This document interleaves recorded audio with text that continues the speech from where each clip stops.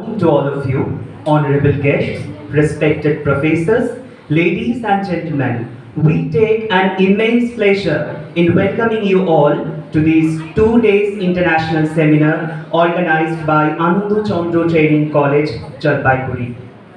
The topic of the seminar is the possibility of genderless society, reimagining the future.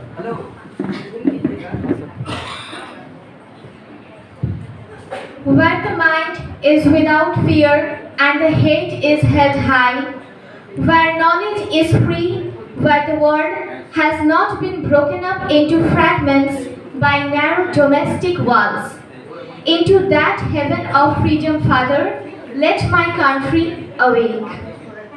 This was the dream envisioned by our eminent poet Rabindranath Tagore for his motherland.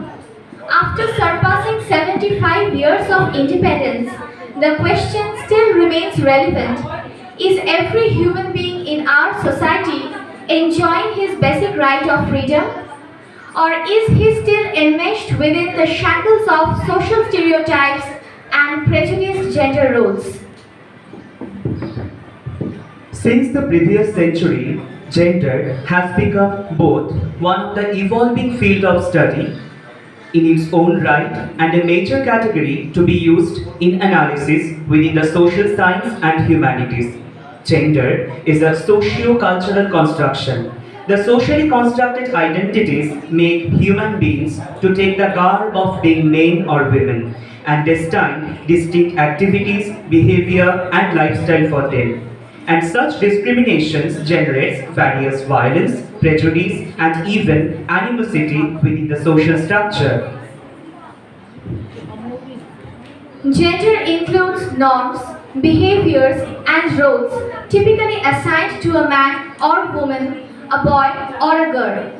It influences how people perceive themselves and each other, their interactions, and the distribution of power and resources in the society.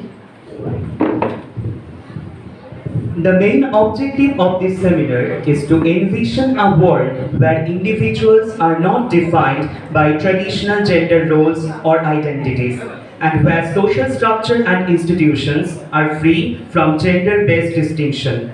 And we felt it should be discussed among the intellectuals in multiple contexts like art, literature, culture, politics, philosophy, technology, ecology, so on and so forth, so that we can gradually move towards the climate of equality and most significantly towards the genderless mind. So, without any further delay, let's commence the program with a brief inaugural session. For this, we have eminent invited guests who, whom we have invited. Dr. Horo Prasad Mishra, President, Governing Body, Ananda Chandra Training College. Dr. Shubhendu Bhushan Modak, Principal, Ananda Chandra Training College. Dr. Sharoj Kumar Ghosh, Convener and Organizing Secretary of their 2 days international seminar. Shiva Premanandaji Maharaj, Secretary of Ramakrishna Mission Ashram, Jalpaiguri.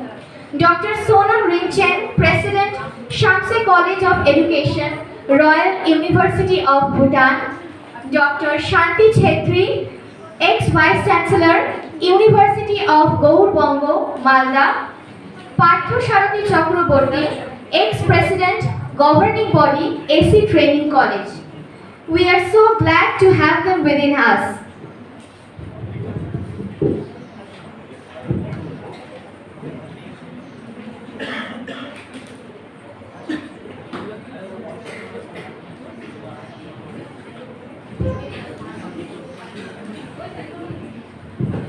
Our distinguished guests have been gracious enough to join us this morning. Thank you so much to all of you.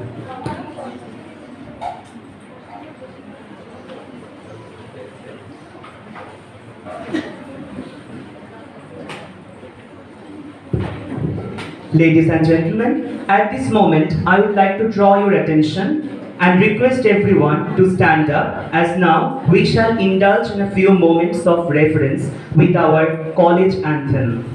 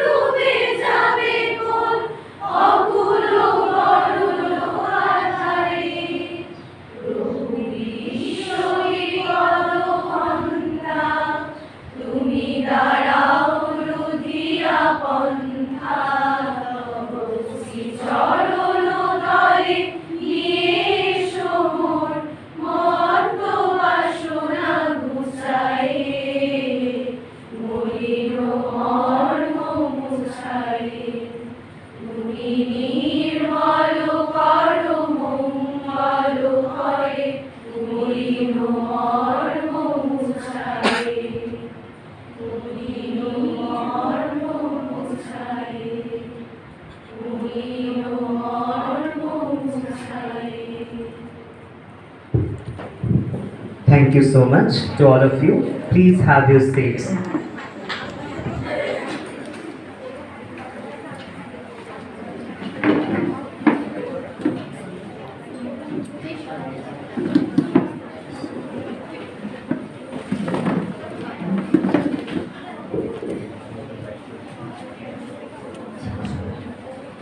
Now, these esteemed personalities will be offered a floral welcome. I would like to request our trainees to felicitate them.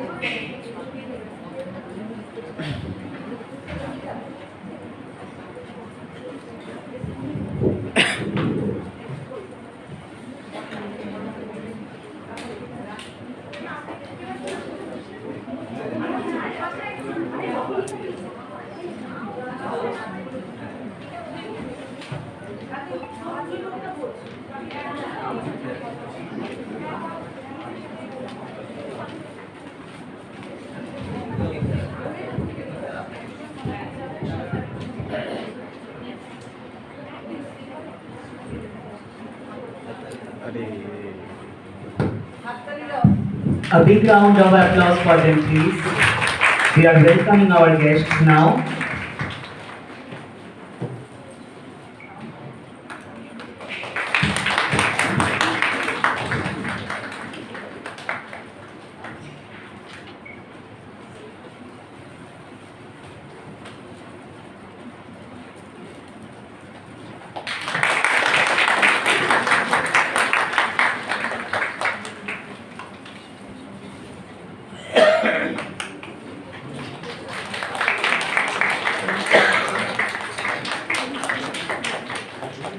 Thanks to our trainees for this warm welcome.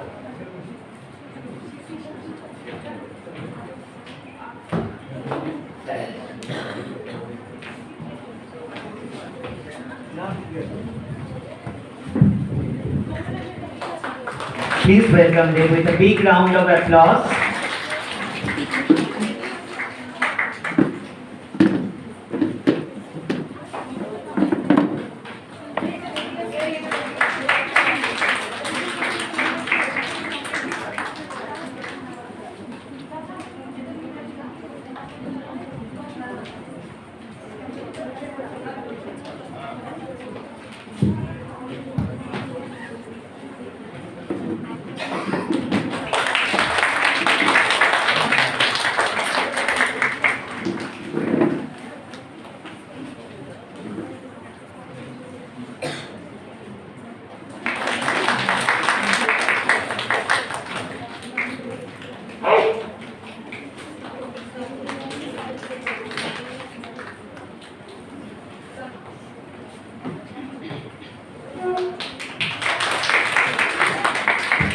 we are welcoming our guests. Please engaging with a big round of applause for them.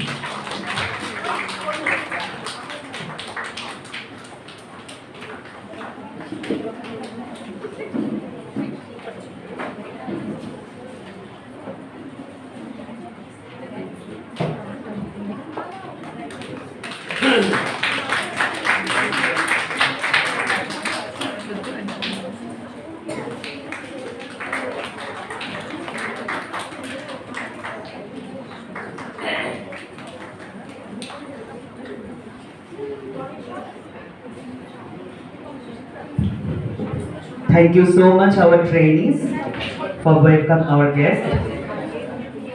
We will begin today's proceeding with lightening the lamp. Light brings enlightenment. To make this moment auspicious, we would invoke the Almighty by kindling the lamp with sacred Vedic chanting. I request all our esteemed guests to come forward to light the lamp. Thank you.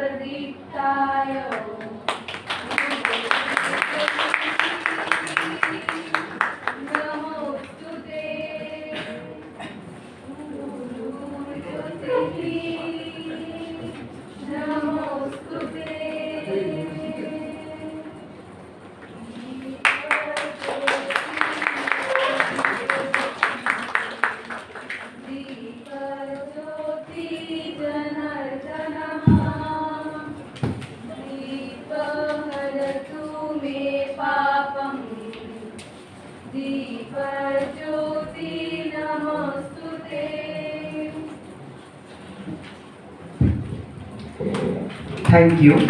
Thank you, Nidhi, Oyonika and the group for this Vedic chanting.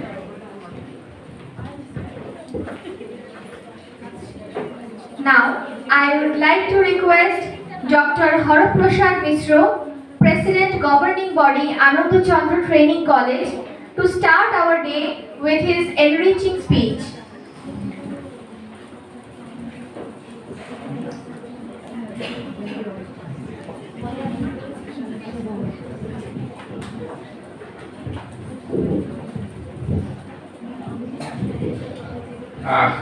Well, good morning to all of you. Today, we have the opportunity to have our distinguished guests. It is really a true honor to be here today with you all.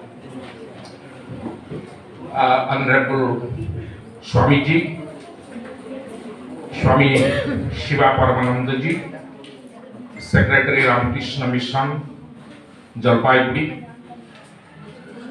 Dr. Shonam Rinchen, President, Shamse College of Education, Royal University of Bhutan, Shamse, Bhutan. Respected Principal of this institution, Dr. Subhendu Modak. Respected ex-president, governing body of this institution, Parthasarathi Chakrabarti. Respected Dr. Saroj Kumar Ghosh, convener and organizing secretary of this international seminar. Esteemed delegates, invitees, scholars, and my dear students. Today we have a topic. This is a 2 days international seminar, the possibilities of genderless society, reimagining the future. Today we will explore a world where gender distinctions don't limit opportunity, identify or social roles as boundaries, cultural, social, and geographical, are increasingly questioned. The idea of genderless society invites us to rethink norms and embrace diversity. We are fortunate today to have a diverse group of scholars and thought leaders to guide us through this important conversation. The discussions and debates that will unfold over the course of this event will help us better understand the opportunities, challenges, and ethical considerations surrounding the idea of genderless society. I encourage everyone to participate, ask questions, and challenge assumptions. Thank you to all members of the organizing committee, principal of this institution, faculty, for making this event possible. Let's embrace this opportunity to inspire, change, and create a truly inclusive world. Wishing you all a very productive, insightful, and enriching seminar. At the end, I would like to thank everyone for organizing this international seminar, and I also, on behalf of the institution and on behalf of the managing committee, governing body of this institution, welcome you all to this 2 days international seminar. I am very much hopeful that these 2 days will be very much useful for our students, particularly as we are imagining the future, a genderless society. This is a very good topic, pertinent topic, and I hope that our students, particularly those who have inclination towards teaching profession, they will be very much benefited from this particular topic. Thank you very much. Thank you once again.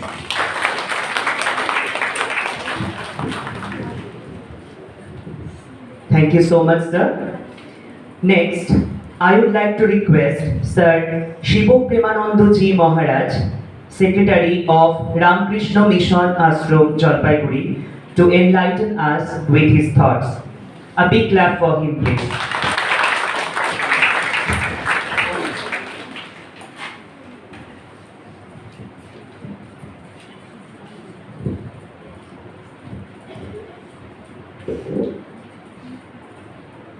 Om Namah Shri Yatirajaya Vivekananda Suraye Satchit Sukha Swarupaya Swamine Tapaharine। আজকে খুবই interesting important topic এর উপরে এই প্রোগ্রামটা organise করার জন্য বিশেষ করে উনি পার্সোনালি ইনভাইট করতে এসেছিলেন স্যার, এখানে প্রিন্সিপাল স্যার। তো এই টপিকের জন্য বিশেষ ওনাকে আমি ধন্যবাদ দিচ্ছি। আর মঞ্চে অনেক জায়গা থেকে এসছেন এবং ভুটান থেকে এসছেন যারা স্পিকার হিসাবে এখানে এসছেন, সবাইকে আমার নমস্কার। আমার অডিয়েন্স আছেন, এবারও অনেকবার আমি এই কলেজে এসেছি, প্রোগ্রামগুলিতে ভালো লাগে ডিসিপ্লিন দেখে। টপিকটা আমরা এত মডার্ন হচ্ছে আমার বলছি, তার সত্ত্বেও কিন্তু ডিফারেন্সটা থেকেই যাচ্ছে। হয়তো স্লোলি আমরা হয়তো 50 ইয়ার্স 100 ইয়ার্স আগে যদি দেখি তো ওর সঙ্গে কিন্তু কম্পেয়ার করলে ডিফারেন্সটা অনেকটাই মানে কমে যাচ্ছে, তার সত্ত্বেও কিন্তু থাকছে। রিসেন্টলি ফিউ উইকস আগে স্বামী বিবেকানন্দের 815 letters series letters of Swami Vivekananda release হয়েছে। আগেও ছিল, কিন্তু আরও বেশি লেটারগুলি ওখানে পাওয়া গেছে, পাবলিশ করা হয়েছে। আমরা যদি বিবেকানন্দের লেটারগুলি যদি পড়া হয়, দুটো জিনিস উনি রিপিটেডলি লিখছেন। সমাজের দেশের উন্নতি করতে গেলে গরিব মানুষের উন্নতির কথা উনি বলছেন, এই জেন্ডার ডিফারেন্সের কথা উনি বারবার বলছেন। উনি বলছেন সোসাইটি হলো একটা বার্ড, একটা পাখি, ওটার দুটো উইং আছে, একটা হলো পুরুষ, একটা হলো নারী। সোসাইটিকে এগিয়ে যেতে গেলে ইকুয়ালি ইম্পর্টেন্ট আছে, এখানে যেরকম একটা উইং ইম্পর্টেন্ট আছে, এট দি সেম টাইম বলতে গেলে ইকুয়ালি ইম্পর্টেন্ট আছে নারী আর পুরুষের। তো আমাদেরকে এটা যদি আমরা চিন্তা করে আজকে আমরা সেমিনার করছি, মোর দেন 125 ইয়ার্স আগে স্বামী বিবেকানন্দের ফার্স্ট লেটার স্বামীজি লিখছেন 1889-এ। ওনার শরীর চলে গেছে at the age of 39 years 5 months 24 days। 1902-তে ওনার শরীর চলে গেছে। 815 লেটারে আপনারা যদি স্টাডি করেন, মোর দেন 500 লেটারে এটা উনি বারবার রিপিটেডলি বলছেন। তো এই সাবজেক্টটা চুজ করা হয়েছে খুবই ইম্পর্ট্যান্ট। আমরা জেন্ডার ডিফারেন্সটা না থাকার কথা এখানে চিন্তা করা হচ্ছে। আমরা মডার্ন এডুকেশন আমরা দেখি, অনেক জিনিসগুলি আমার নলেজ হয়তো আমরা পাচ্ছি, কিন্তু বিবেকানন্দ কিন্তু বারবার ওয়ার্নিং দিয়েছেন, man making and character building education. শুধু ক্যারিয়ার বিল্ড করা এডুকেশন নেই, শুধু মানি মেকিং এডুকেশন নেই। যদি এডুকেশনটা ম্যান মেকিং হয়, ক্যারেক্টার বিল্ডিং হয়, তাহলেও জেন্ডার ডিফারেন্সটা অনেকটা কমে যাবে। তো আমি আশা করব এই স্বামীজির এই সাইডটাও কিন্তু এখানে ডিসকাস হোক। আমাদের ক্যারেক্টার মোর ইম্পর্টেন্ট। আমাদের ফিজিক্যাল ওয়ার্ল্ড যে বলি, ম্যাটেরিয়াল পজিশন আমরা বলি, আমরা ওটাকে সম্পদ মনে করি, কিন্তু স্বামী বিবেকানন্দ বারবার বলছেন সূর্যের আলোতে আলোকিত সব জিনিসগুলি আমাদের হলেও যদি চরিত্র যদি না থাকে আমরা ভিখারি, বেগার। স্বামীজি বলছেন, নেতাজি সুভাষচন্দ্র বোস বলছেন, উনি বলছেন চরিত্র গঠনের জন্য বিবেকানন্দের সাহিত্যের অপেক্ষা উৎকৃষ্ট সাহিত্য আমরা কল্পনাও করতে পারি না। হায়ার ভ্যালুজ যেগুলি আমরা অ্যাডাপ্ট করি, এডুকেশনের মিনিংটা যদি অ্যাডাপ্ট করি, এই জেন্ডার ডিফারেন্সটা কিন্তু অনেকটা কমে যাবে। আমরা রেসপেক্ট করতে শিখি। শুধু জেন্ডার ডিফারেন্স মানে এটা নেই কি আমরা ফ্রিলি মিক্স হবো, এটা নেই। কিন্তু জেন্ডার ডিফারেন্স মানে আমরা ইকুয়ালিটি, মানে আমার ইকুয়ালি ওদেরকে রেসপেক্ট করা, এটা মোর ইম্পর্টেন্ট আছে। আমরা দেখছি যত মডার্ন হচ্ছি, নলেজ তো অনেক রকম আমাদের কাছে আসছে। হয়তো মোর নলেজ মোর মিজারি, আমাদেরকে দুঃখের মতন ওটা আমাদের কাছে আসে, কিন্তু প্রপারলি যদি ইউটিলাইজ না করি আমাদের ভবিষ্যৎটা ভালো থাকবে না। আমরা দেখি ভার্চুয়ালি অনেক আমরা ক্লোজ হচ্ছি মানুষের সঙ্গে, রিয়েল লাইফে কিন্তু আমাদের ডিফারেন্স হচ্ছে। আমি কিছুদিন একটা স্টোরি পড়ছিলাম, একজন একজন তীর্থযাত্রাতে গিয়েছেন, ভগবানের দর্শন করতে গিয়েছেন, মাকে তালা লাগিয়ে চলে গেছিলেন। আলটিমেটলি দেখা গেল মায়ের ডেথ হয়েছে। তো আমাদের এই জিনিসগুলি মনে রাখা দরকার কি আমাদেরকে কাকে রেসপেক্ট করতে হবে, কাকে রেসপেক্ট করতে হবে না। আমরা যারা সঙ্গে আছে ওদেরকে কিন্তু রেসপেক্ট না করে আমার খুব ডিস্টেন্স যারা আছে ওদেরকে ভার্চুয়ালি আমরা অনেক কিন্তু ক্লোজ কানেকশনটা রাখার চেষ্টা করছি। তো আজকে এই সেমিনারকে আমি খুবই ইন্টারেস্টিং ইম্পর্টেন্ট সেমিনার মনে করি। আর আমরাও কিন্তু এরকম জিনিসগুলি ডিসকাস করা হয়। আমরাও কিন্তু ইউথ কনভেনশনগুলি আমরা কন্ডাক্ট করা হয়, এই জিনিসগুলি হাইলাইট করা হয়। তো স্যারকে আমি আরও একবার বিশেষ ধন্যবাদ দিচ্ছি এরকম প্রোগ্রামটা আয়োজন করার জন্য। নমস্কার।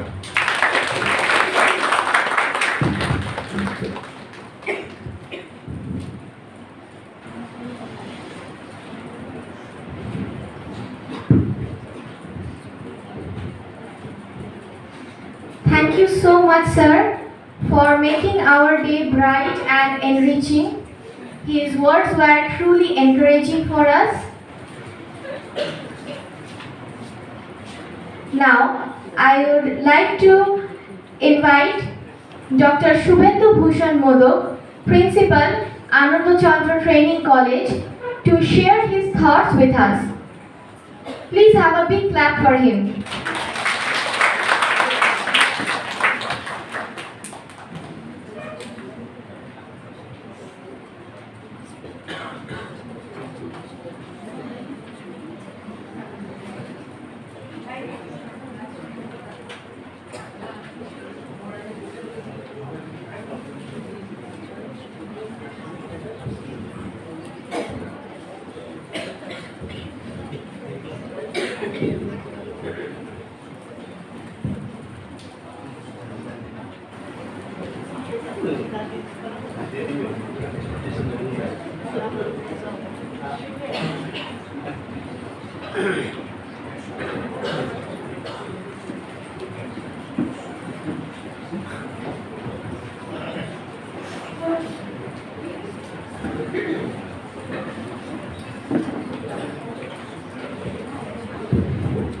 Good morning to all. A two-day international seminar is being held today. The answer in the topic of the seminar, the possibility of a genderless society, imagining the future, which has been polemic and paradoxical since the dawn of the civilization. Forwarding deliberation by some of the scholars, I am hopeful will motivate the group with their insight and inputs. That at the outset, I extend my selfless gratitude to the persona of the seminar. This has been unique evaluation of the individual for which we await the spellbinding talk from their end. The concept of individuality was born when God created Eve with the dispersed of vulnerability and loneliness in Adam. Greeks raised the burning question as to why God created Eve instead of another Adam. Whether it would be genderless, it could be appreciated and pontificated. Inference of the topic remains and deepest dilemma as far as the topic concerned.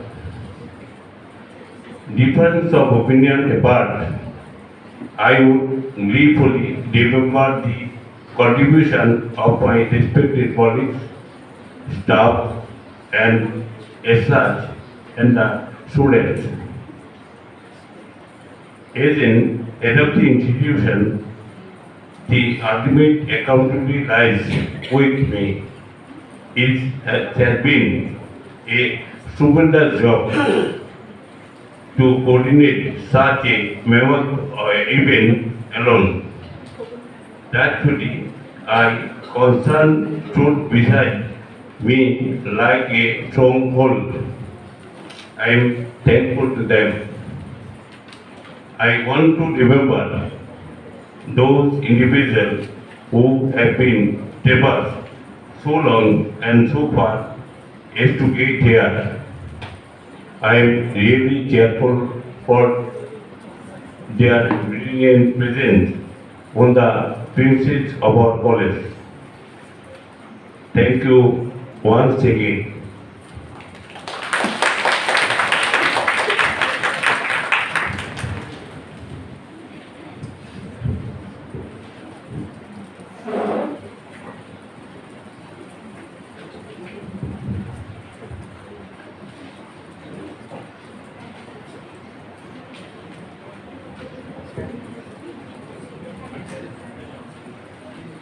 Thank you so much, sir, for your motivating words. Now, I would like to request Dr. Sharoj Kumar Ghosh, convener and organizing secretary of this 2 days international seminar, to come up with an introductory speech highlighting the themes of today's seminar.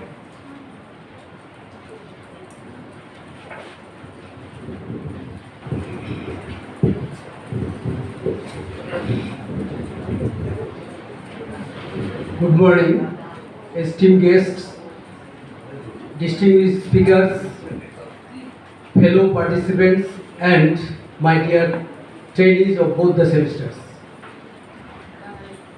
It is my great pleasure to speak to you all at the opening ceremony of this international seminar, The Possibility of Genderless Society, Reimagining the Future.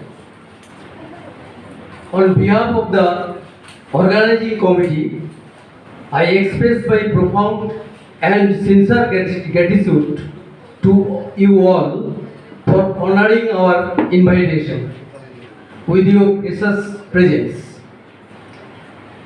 I strongly feel that acting collectively is the need of the hour, and uniting ourselves for a common cause can work wonders to overcome the challenges. It is my most sincere hope that this seminar will open up newer vistas of our understanding. Thank you all.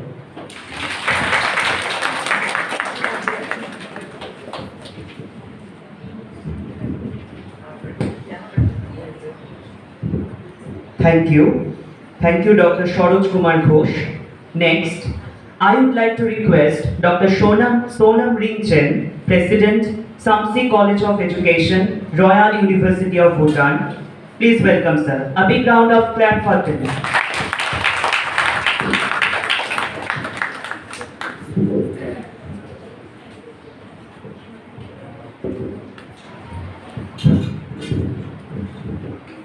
Good morning, Honorable Dr. Haraprasad Mishra, the President Governing Body of this college,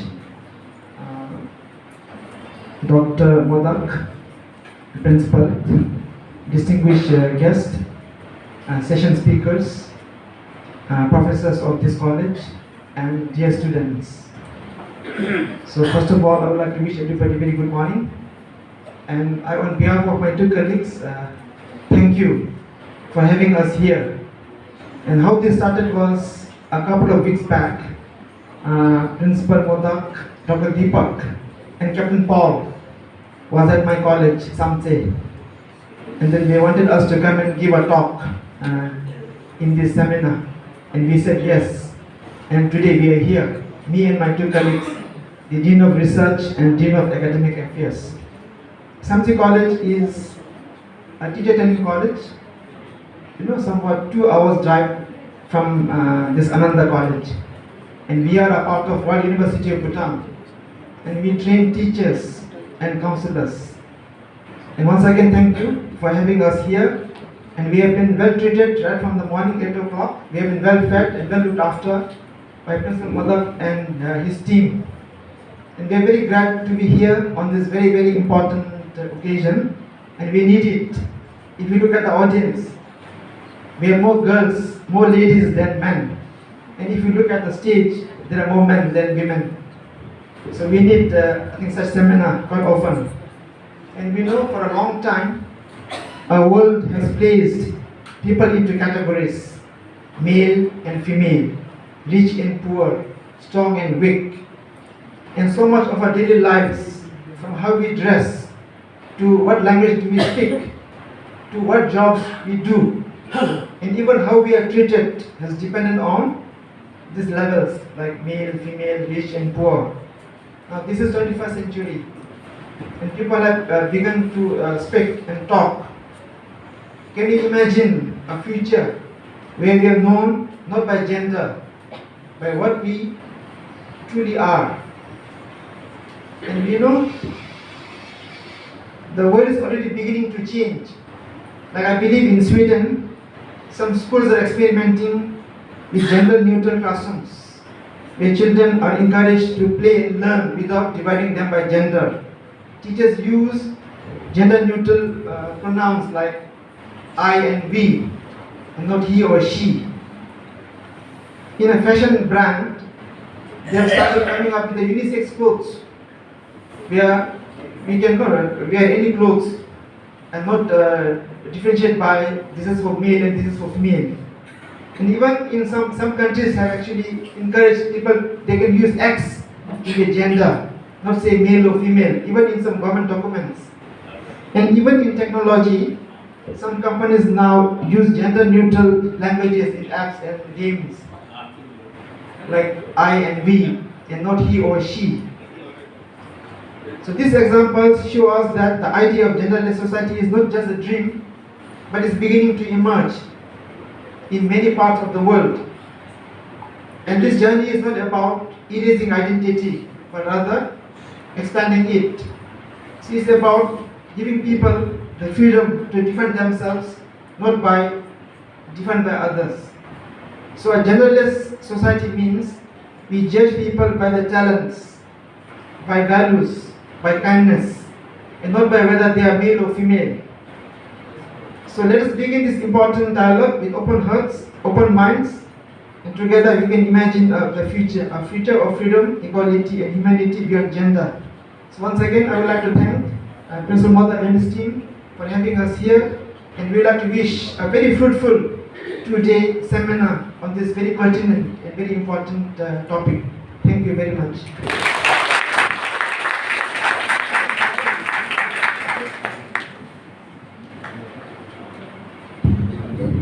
Thank you so much, sir, for your valuable words. Next, I would like to request Dr. Partho Sharathi Chakraborty, ex-president, governing body, Ananda Chandra Training College, to please share some insights with us. Please welcome, sir.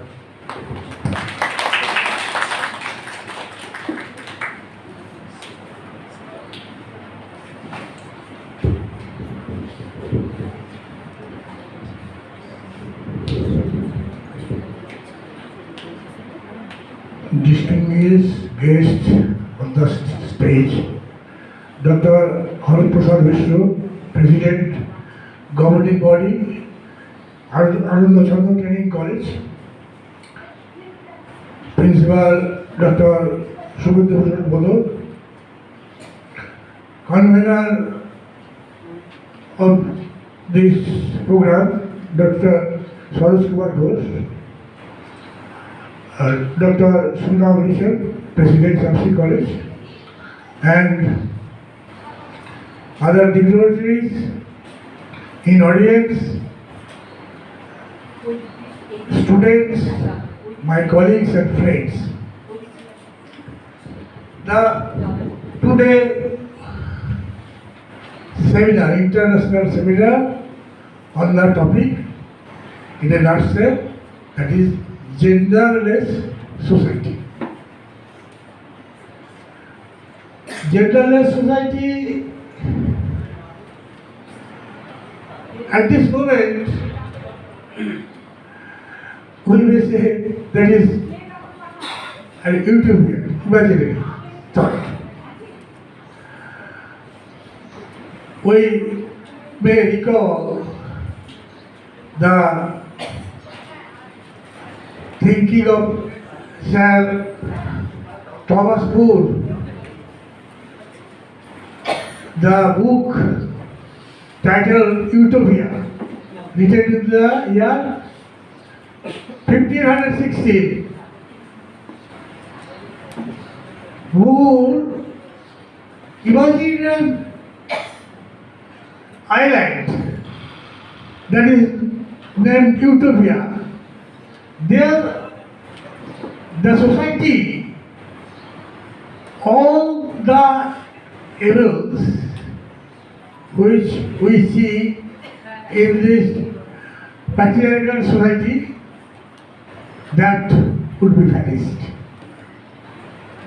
But in practice, what we see, that genderless society, it is an imaginary word, and so practically utopia or utopian is used instead of imaginary word. We are in the patriarchal society. India, the gender gap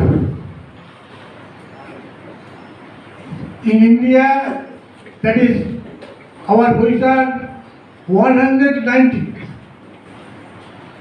about 140 countries, and the researchers and the expert in this field, they are saying that this gap should be excluded from our society. It would take 140 years still.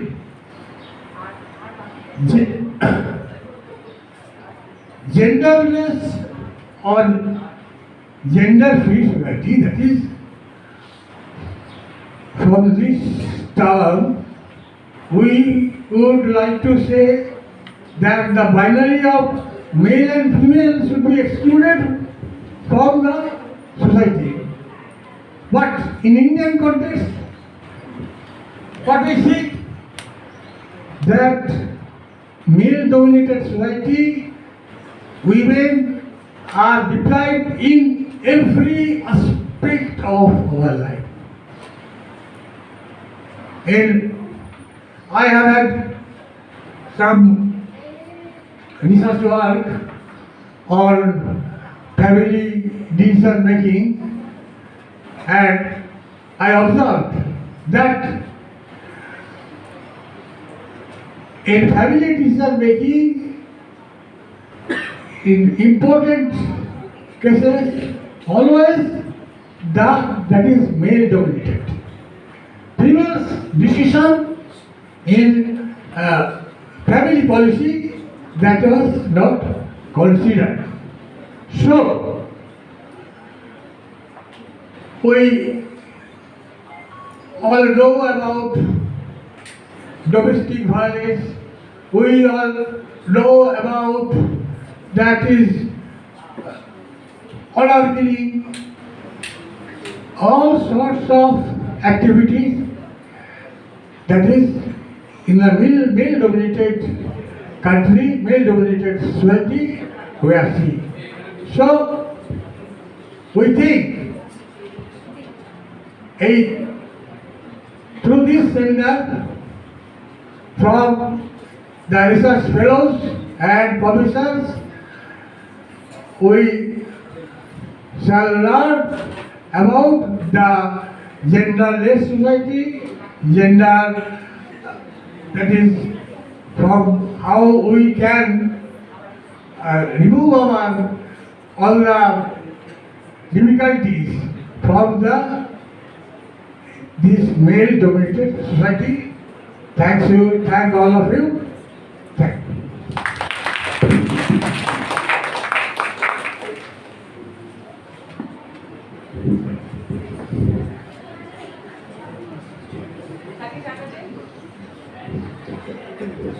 Thank you so much, sir, for your valuable words. Thank you all for joining us today for this inaugural session. I appreciate your presence and enthusiasm.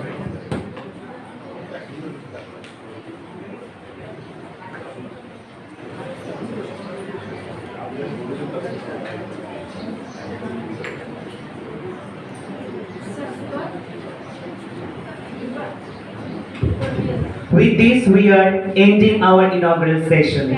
Thank you.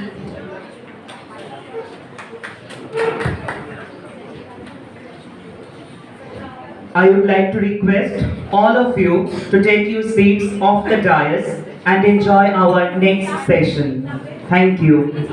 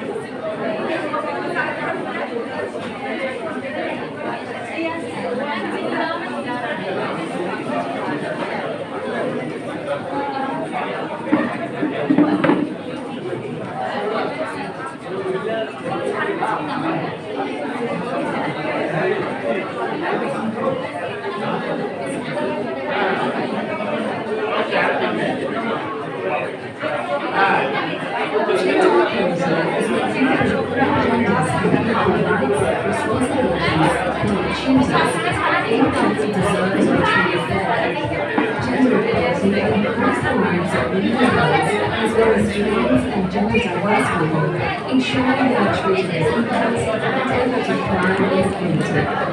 However, achieving gender equality isn't easy. It's important to identify barriers that prevent their progress so they can be removed. Barriers can include gender bias, outdated ways of doing things, and strong gender stereotypes about how men and women should act. Gender bias can also be compounded by other biases and stereotypes, including race, religion, sexual orientation, disability, or age, meaning that for many women, girls, and non-binary people, they are even further away from experiencing equality. For example, Auntie Hannah wants to start coaching her child's soccer team, The current coaches of the club refuse Itihaja's help. They assume that because she is a woman, Itihaj is not the right fit to coach the team, and say she will be too softly spoken to get the children to listen to her. They say Itihaj should not coach the team. Sanjay, another parent in the club, speaks to the club story about Itihaj's knowledge and love of the sport. Sanjay mentions that she would be a great coach for the team. The board recognizes that Itihaj should be given a chance to coach the team and is selected for the new season. Itihaj proves to be a wonderful coach, leading the team to a championship in her second season. The club also notices that more children from diverse cultural backgrounds and genders are coming to the club to play. As a result, the club updates their process for choosing their coaches and volunteers so that all candidates are considered in the future. Learning to recognize and challenge bias will help more women, girls, and gender diverse people to take opportunities and succeed. There are many ways to take action to boost gender equality within your organization. You can raise awareness and understanding about different types of gender and other biases and how they negatively affect decisions in your organization. Providing regular education and training between managers and staff at all levels on equality and respectful workplace behavior will help you respond to discrimination at work. Collecting and analyzing your organizational data will help you identify where gender inequality exists. You can create a plan that helps you focus on areas where you can improve and make progress towards gender equality. And make sure you are considering how the programs, projects, and services your organization delivers might impact people of different genders in different ways to ensure that you are not creating or reinforcing inequalities by mistake. For more information to help you understand and tackle gender inequality, head to our website at genderequalitycommission.vic.gov.au.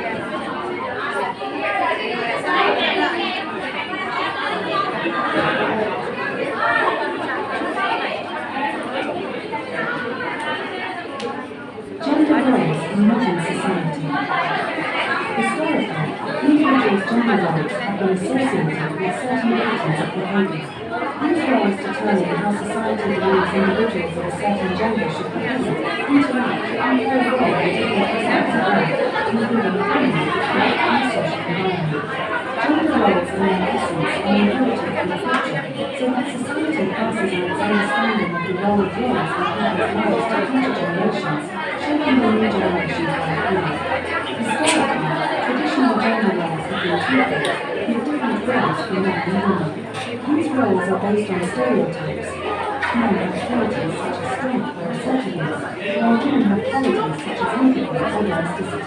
These stereotypes often limit individual potential, but also create inequalities and discrimination against individuals.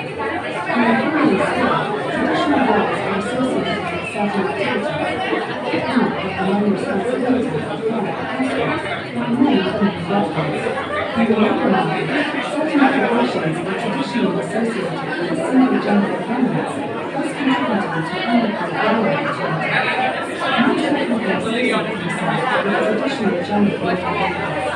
Those who deviate from traditional gender boundaries may face social disappointment because of its prejudices.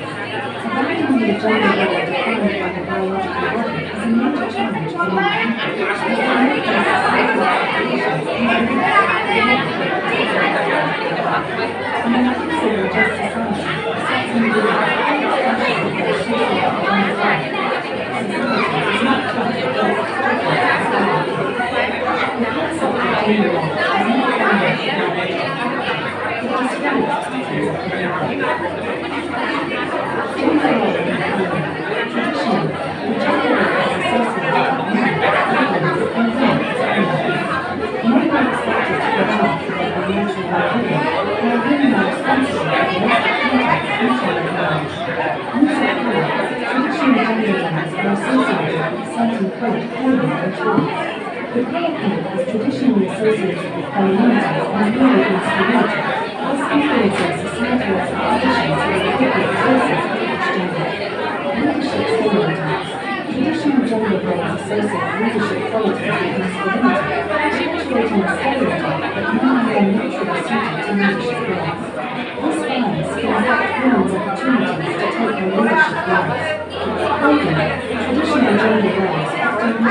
daily choices. High heels and formal dresses are classic examples associated with femininity, and suits are associated with masculinity. In emotional expression, traditional gender roles require men to be self-restrained and reserved when expressing emotions, while women can bring their emotion.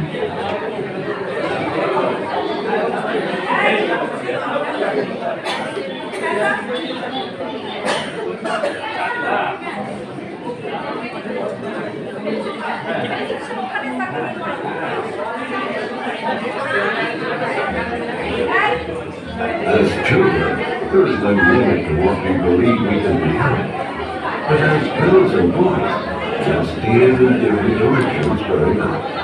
This happens because of what we call gender stereotypes. Traditional ideas about what boys and girls can or should do.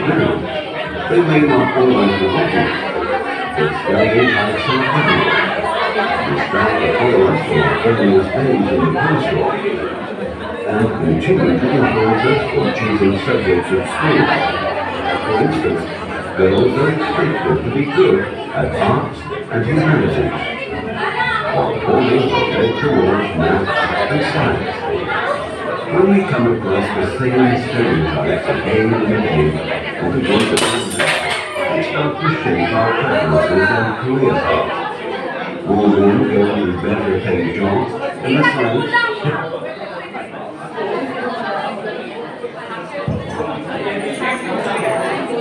Can we please maintain silence? Please reduce the noise.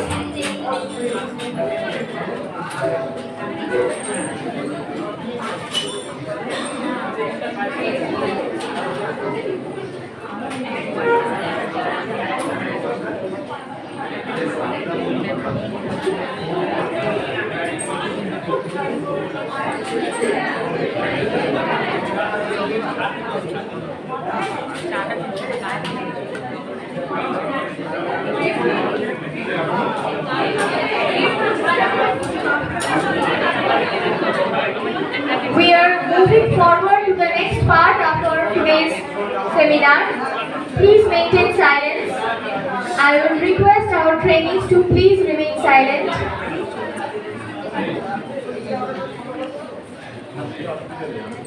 We are moving forward to the next part of our today's seminar.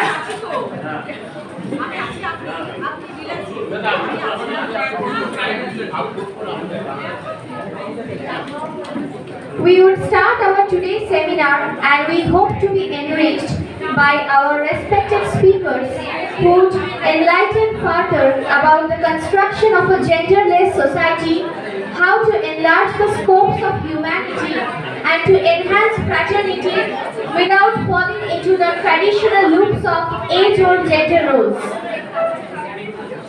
in which men and women are always performing according to the wishes of others rather than following their own dreams. Today, let us hope to create a society where everyone can light up their own spirit, passion, and zeal.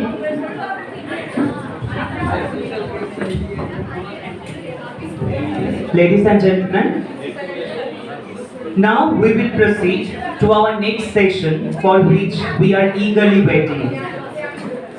I would like to invite our esteemed resource persons along with our invited guest, Dr. Shanti Chetri, ex-Vice Chancellor, University of Gaur Malda.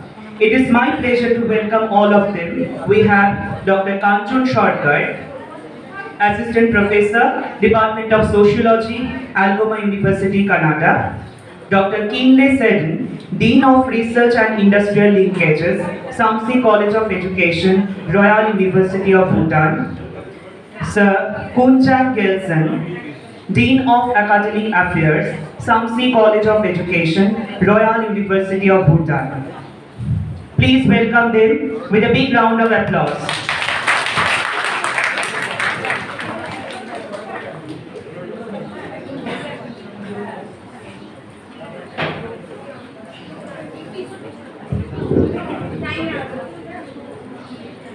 Now, we will felicitate our esteemed resource persons and our invited guest, Dr. Shanti Chetri. I would like to request our trainees to take this opportunity to welcome them. Please welcome them with a big clap.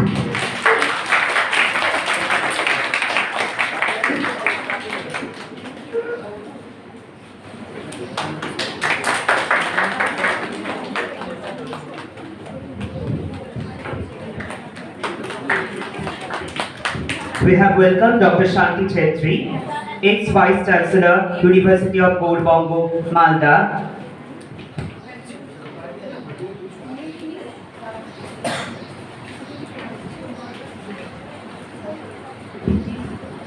Now we are welcoming Dr. Kinle Sedin, Dean of Research and Industrial Linkages, Samsi College of Education, Royal University of Bhutan. Please give a big clap for her.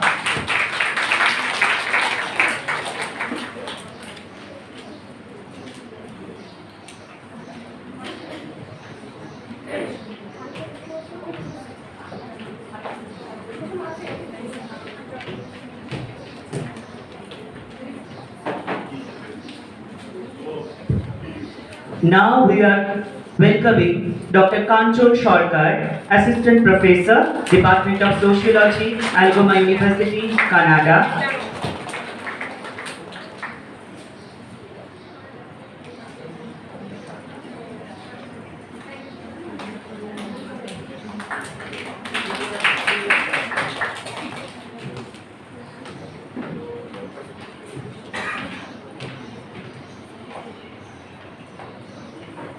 We are welcoming Sir Kunjan Gelshen, Dean of Academic Affairs, Samsi College of Education, Royal University of Bhutan. Thank you so much.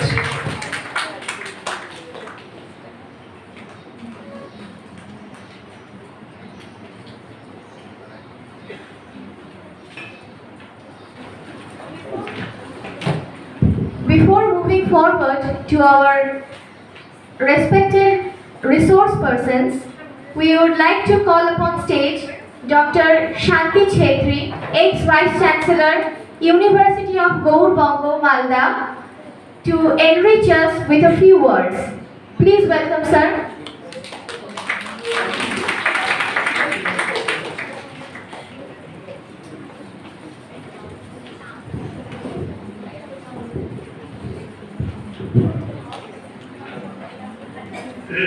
Very good morning. The Honorable President of the governing body of this college, Dr. Haraprasad Mishra, the dignitaries present on the dais,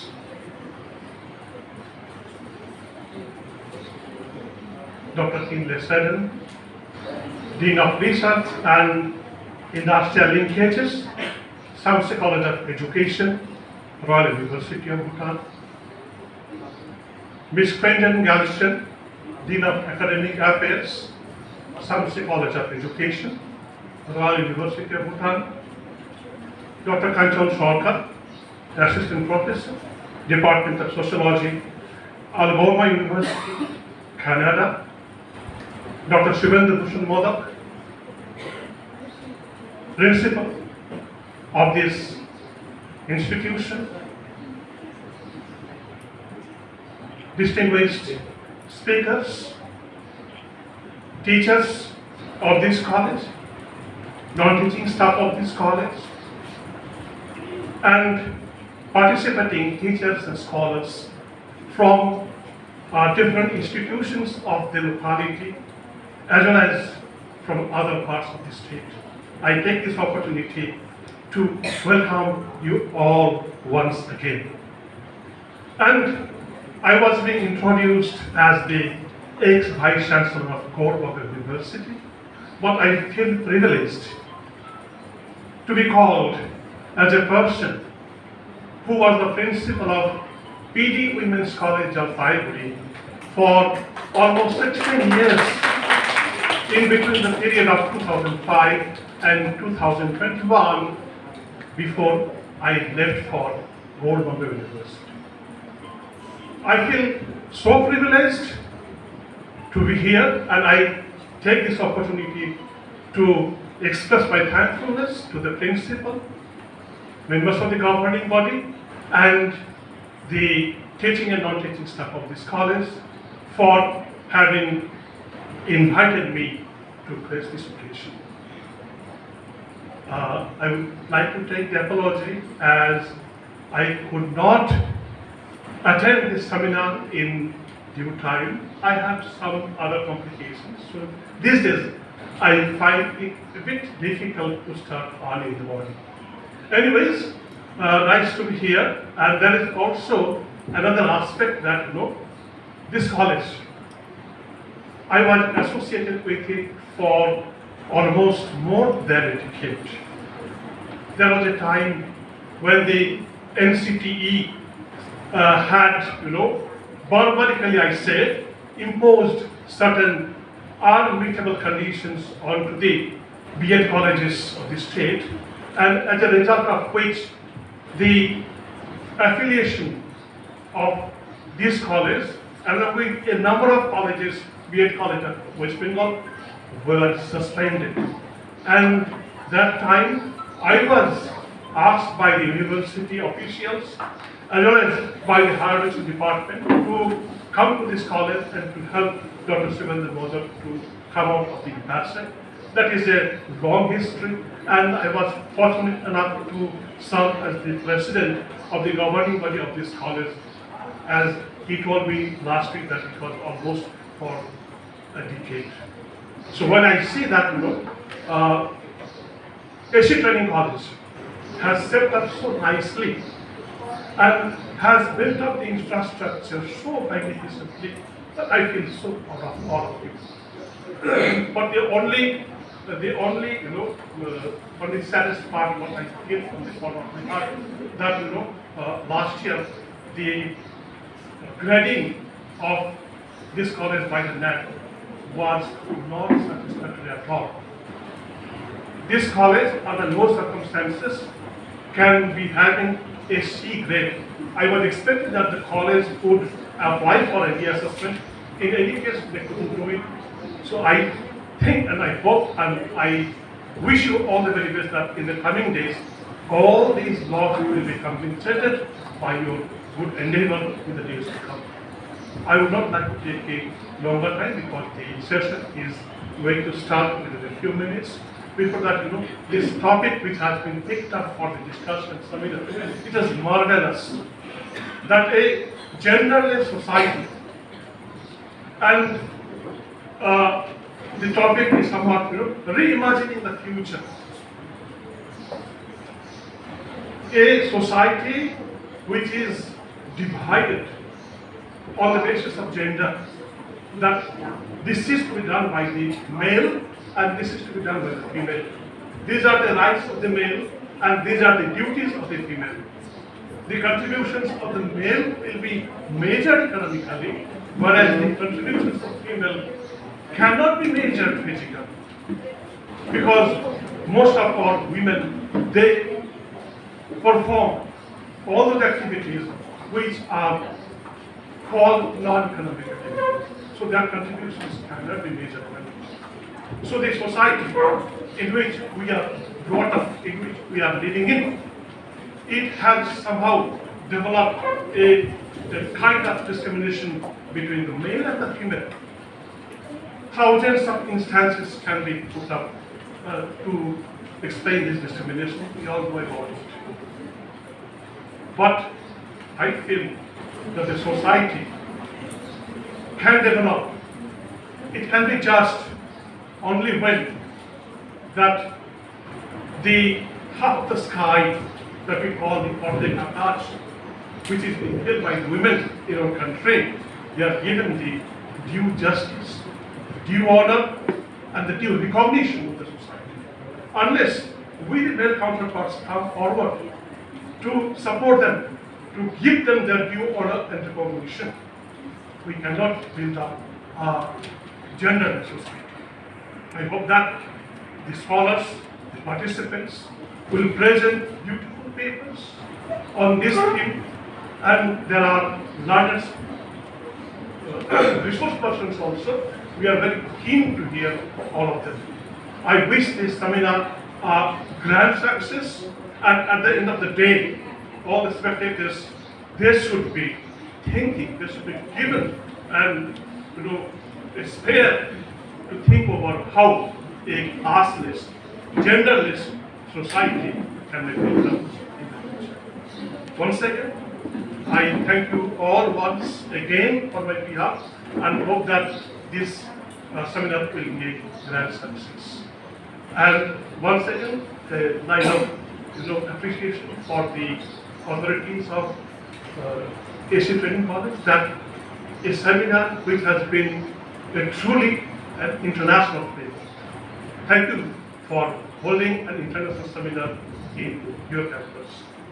So thank you so much.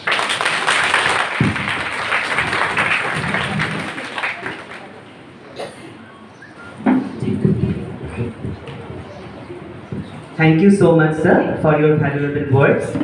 Finally, we are going to start the most awaited event. We have gathered here today to hear our valuable resource persons on the topic of the possibility of genderless society, reimagining the future. So, without any further delay, let's welcome our first speaker, Dr. Ananda Sarkar, Assistant Professor, Department of Sociology, Algoma University, Canada. He is a renowned expert in the field of sociology and a distinguished scholar and author of numerous influential works. He formerly taught sociology at the University of Windsor, York University, University of British Columbia in Canada, and Cleveland State University in the USA. Please welcome, sir. Please give a big round of applause for sir. Thank you.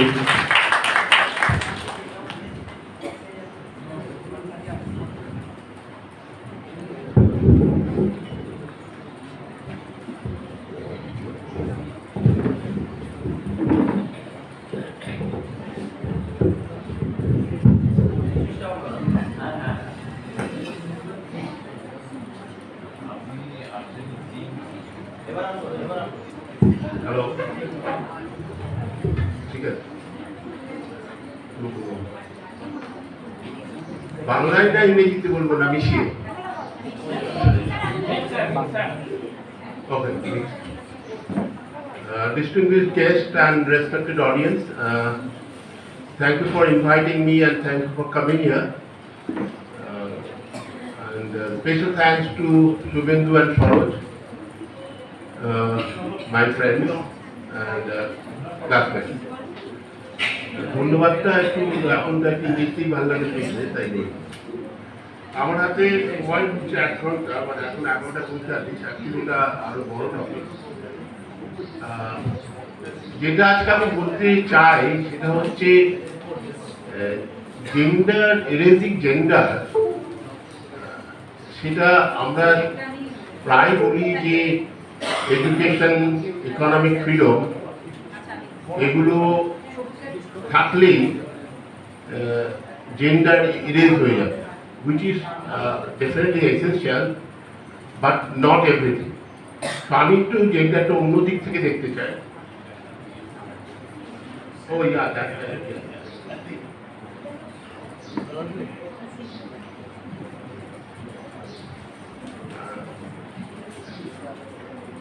আমি একটু অন্যভাবে দেখতে চাই এবং আমি প্রমাণ করতে চাই যে ওই দুটো খুব জরুরি, কিন্তু এছাড়াও আরো একটা ব্যাপার আছে। তো নেক্সট স্লাইড প্লিজ।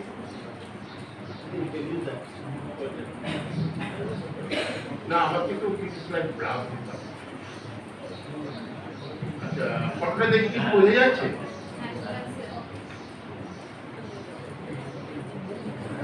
জেন্ডার যে একটা সোশ্যাল কনস্ট্রাকশন, সেটা অলরেডি দুজন বাচ্চা ছেলেমেয়েও বলে দিয়েছে, সেটা এখন আমরা সবাই মানি, কিন্তু মানা আর পালন করার মধ্যে একটা তফাৎ আছে। তো সেটাই আমি আজকে বলবো এখানে। তো ফটোটা দিকে কি বোঝা যাচ্ছে? হ্যাঁ হ্যাঁ, সেটাই। তো তার মানে আজকে বোঝাতে চেয়েছি আমি যে আমি করিনি ফটোটা, আমি এই বইটা থেকে নিয়েছি। এই ছেলে মেয়ের মধ্যে অ্যাকচুয়ালি তফাৎটা খুব সামান্য, সেই তফাৎগুলো বায়োলজিক্যাল তফাৎ, সোশ্যালজিক্যাল তফাৎ নিয়ে আমি আলোচনা করব। আচ্ছা, দুটো স্লাইড স্কিপ করে এটা স্কিপ করুন।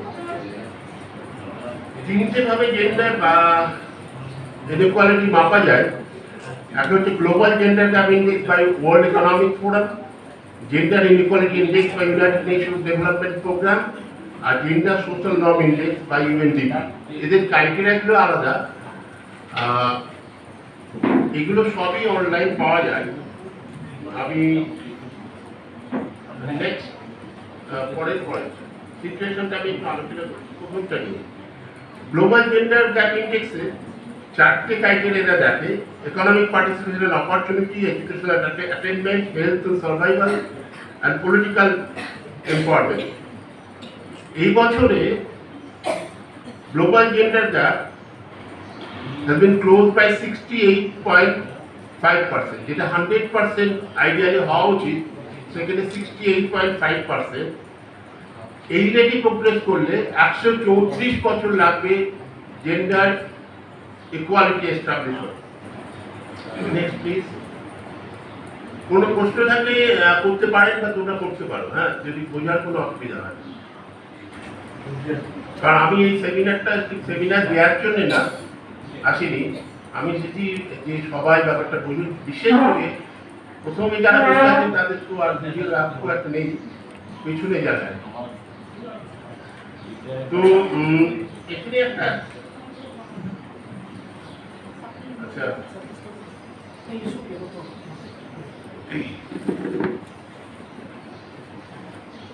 যে কথাটা একটা জিনিস দেখো বা দেখুন, সেকেন্ডটা কি, economic participation and opportunity sub ইন্ডেক্সে গ্যাপ হচ্ছে 60.5% ক্লোজ হয়ে, হ্যাঁ, এখনো 39.5% বাকি আছে, অথচ বাকি আছে। এডুকেশনাল অ্যাটেনমেন্ট সাব ইন্ডেক্সে সেখানে পৌঁছে গেছে, ছেলে মেয়ের তফাৎ খুব কম, 94.9%। তাহলে যে এখানে প্রথম এই ইন্ডেক্স থেকে একটা বোঝা যাচ্ছে যে শুধু এডুকেশন অ্যাটেনমেন্ট হলেই ইকোনমিক পার্টিসিপেশন হবে না। আর পলিটিক্যাল এম্পাওয়ারমেন্ট খুবই খারাপ অবস্থা। এডুকেশন যেখানে 94.95%, পলিটিক্যাল এম্পাওয়ারমেন্ট সেখানে 22.5% সারা পৃথিবীতে, মানে পার্লামেন্টে, পঞ্চায়েত সব মিলিয়ে, মানে আমাদের দেশে নিয়ে। এখানে একটা কথা বলা দরকার যে সারা পৃথিবীতে পলিটিক্যাল পার্টিসিপেশনে হাইয়েস্ট কোন কান্ট্রি হতে পারে, মানে মেয়েদের পলিটিক্যাল পার্টিসিপেশন, গেস করুন আপনারা কেউ, কোন দেশ হতে পারে? প্রশ্ন নয়, আমি গেস করতে পারছি। মানে high political participation of women, বলো বলো, আলোচনা বলো, কোন দেশ হতে পারে বা কোন রিজিয়নের দেশ হতে পারে? নরওয়ে। হ্যাঁ, নরওয়ে। ওকে, এনিওয়ান? England, anyone?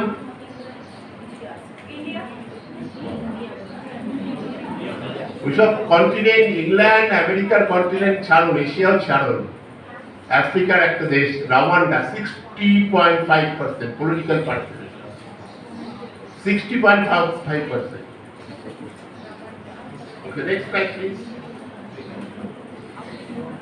আচ্ছা, ইন্ডিয়ার এটা এই চারটি ক্রাইটেরিয়ার উপর এটা হচ্ছে ইন্ডিয়ার পজিশন নাও। ইন্ডিয়া 2 ঘর পেছিয়েছে, 2012 চেয়ে 13 ঘর পেছনে অবশ্য। ইন্ডিয়া হচ্ছে এখন র্যাঙ্ক হচ্ছে 129। ঠিক, অত্যন্ত দুঃখের ব্যাপার হচ্ছে সাউথ এশিয়াতে ইন্ডিয়ার র্যাঙ্ক হচ্ছে যার পাকিস্তানের উপরে, এবং সারপ্রাইজিংলি যেটা সবাই বাংলাদেশের সঙ্গে ইন্ডিয়ার জেন্ডার গ্যাপ হচ্ছে 40 ঘর। বাংলাদেশ 40 ঘর, Bangladesh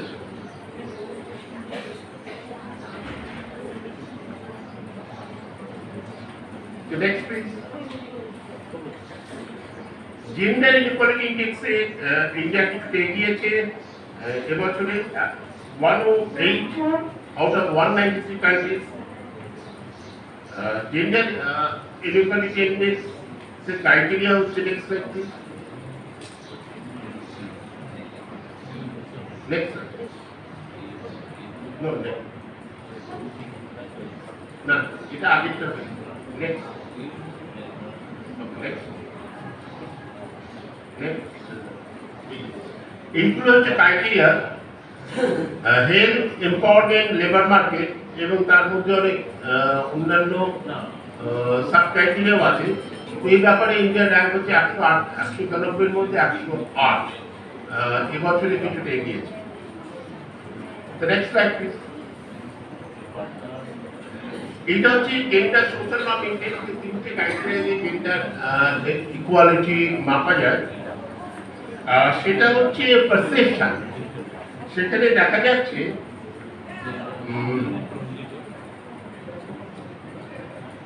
half of the people worldwide still believe men make better political leaders than women. Over 40% believe men make better business executives than women. A staggering 25% of people believe it is justified for a man to beat his wife. Now, above 90% over both men and women have a bias against women. আমাদের দেশের সিচুয়েশনে দেখতে গেলে India one bias 99.2% সেগুলোর মধ্যে, two biases আছে 86.26% এর মধ্যে, and share of people with no bias, both male and female, is only 0.78%. Next slide, please. এগুলো হচ্ছে জেন্ডার সোশ্যাল নর্ম ইন্ডেক্সের ক্রাইটেরিয়া। এগুলো সবই অনলাইন পাওয়া যায়। আমি আর যদি কোনো প্রশ্ন থাকলে জিজ্ঞেস করতে পারেন বা পারো। হ্যাঁ, ওকে। So this is the India's position. আমি যদিও ইন জেনারেল আলোচনা করবো, কিন্তু ইন্ডিয়া আমার মনে একটু দেখানো উচিত, যেটা আমি প্রমাণ করতে চাইছি। ইন্ডিয়া কি কি মেজার নিয়েছে এবং তারপরেও ইন্ডিয়ার কি অবস্থা। India is the most dangerous country for women in the world.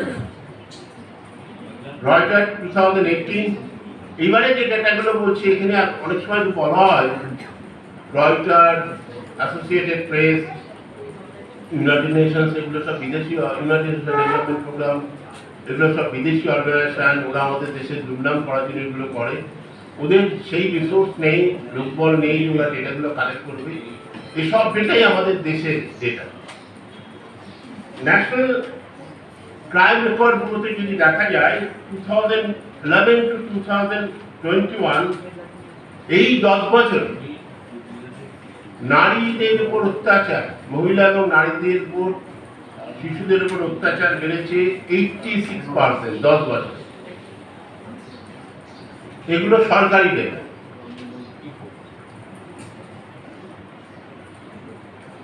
আর একটা ব্যাপারে আমি ইন্ডিয়া সম্বন্ধে বলতে চাই, এগুলো তো দেখছেনই, যে গ্রস এনরোলমেন্ট রেশিওতে যদি এখন দেখা যায়, in the last 5 years higher education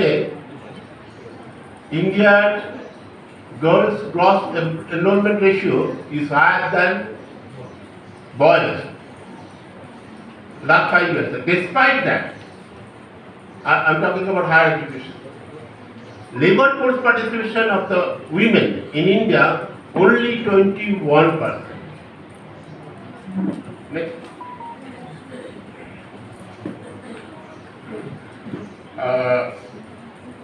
এগুলো আশা করি পেছন থেকে দেখা যাচ্ছে তো, হ্যাঁ, এগুলো ডেটা, এগুলো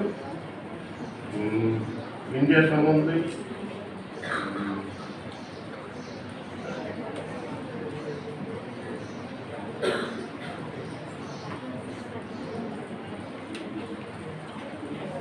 Now,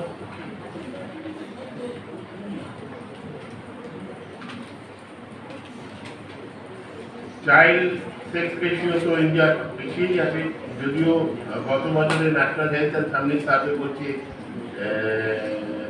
অনেকটা গ্যাপ রিডিউস হয়েছে, 2021 সেন্সাস হয়নি।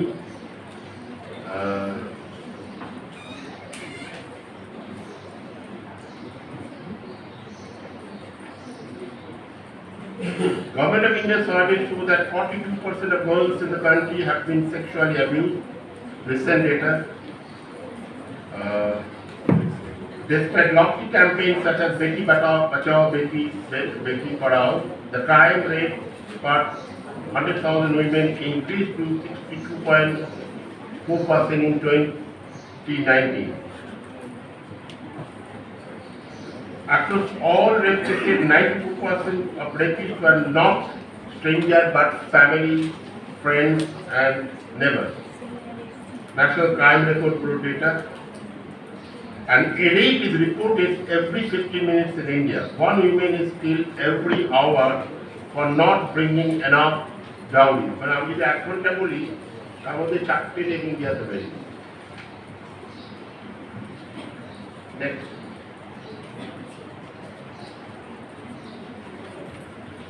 India কি স্টেপ নেওয়া হয়েছে যে ক্রাইম এগেন্সট উইমেন কমানোর জন্য? বেটি বাঁচাও বেটি পড়াও, মহিলা শক্তি কেন্দ্র, মহিলা পুলিশ ভলেন্টিয়ার, রাষ্ট্রীয় মহিলা কোষ, সুকন্যা সমৃদ্ধি যোজনা, কস্তুরবা গান্ধী বালিকা বিদ্যালয়, then political reservation in panchayat 33%, again in parliament also গত বছর, কিন্তু ওটা এখন ইমপ্লিমেন্টেড হবে না, কবে হবে কেউ জানে বলে মনে হয় না, কারণ সমস্ত স্টেট ডেলিমিনেট করতে হবে ইত্যাদি ইত্যাদি। তো ফিমেল এন্টারপ্রেনিয়রশিপ প্রমোট করার অনেক প্রোগ্রাম নেওয়া হয়েছে, সেগুলো প্রথম পাতায় বিজ্ঞাপনে খবরের কাগজে দেখা যায়। তারপরেও 21% হচ্ছে women participation level. Next please. এগুলো নিয়ে ডিটেলে, এগুলো সব ডেটাগুলো নিয়ে আমাদের বোঝা ডিটেলে আলোচনা করছি না, আমি যেটা মূল পয়েন্টে আসি যে তাহলে ওয়ার্ল্ডের অবস্থা দেখলাম, ইন্ডিয়ার অবস্থা দেখলাম, কি করা যায়। আমার টপিকটা ইরেজিং জেন্ডার, কি করা যায়।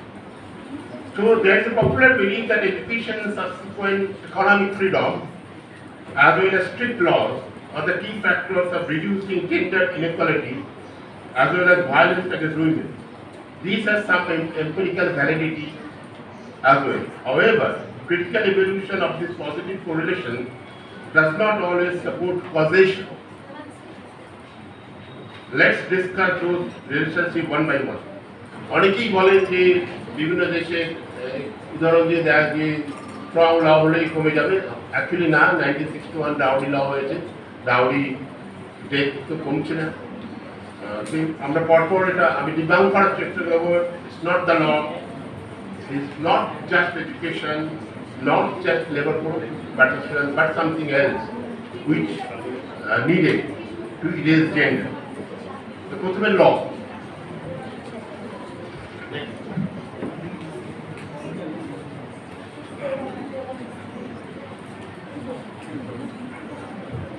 Does laws help to bring gender inequality, to reduce violence against women and girls? Probably yes, but to what extent? There is no dearth of laws and policies in India concerning violence against women. Almost 3 dozen laws in India. However, there are reporting problems. কিছু violence হলে ভয় পায় মেয়েরা, জানাতে যায় না, report করে না, সোশ্যাল স্টিগমা আছে, পভার্টি।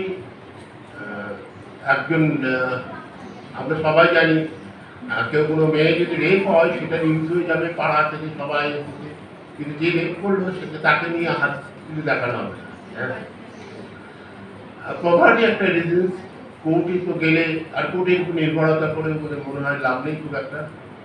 আমি তো বলতে সাহস পেলাম, কারণ এর আগে ডক্টর কুণাল সরকার সুপ্রিম কোর্টে প্রশ্ন তুলে দিয়েছেন। তো আমার নামে যদি কন্টিনিউয়ার কোর্ট হয় আপনার আমি দেখি ওনার কাছে ধরুন। তারপর corruption delay hearing. Then collusion with power. So conviction rate is 21-4. Almost all these laws are reactive. এটা একটি ইম্পর্টেন্ট, কোনটাই প্রিভেন্টিভ না, সব রিয়াক্টিভ। আগে ভায়োলেন্স হোক, রেপ হোক, তারপরে হয়ে গেলে তারপর কি হবে, কি রেমেডি দেওয়া যায়। হ্যাঁ, তো সেই হচ্ছে না, ল দিয়ে কি হচ্ছে। নেক্সট,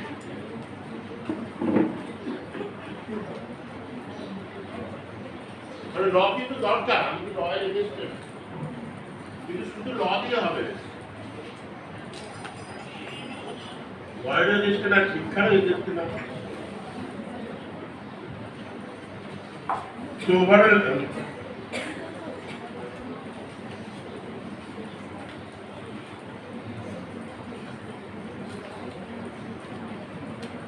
আচ্ছা, আমি যা দেখতে চাইছি 40% of Indians who graduate in STEM are women. This is highest in the world. STEM মানে সায়েন্স, টেকনোলজি, ইঞ্জিনিয়ারিং আর ম্যানেজমেন্টে 40% মেয়ে আছে, which is highest in the world. সেখানে লেবার ফোর্স পার্টিসিপেশন হচ্ছে 1/5.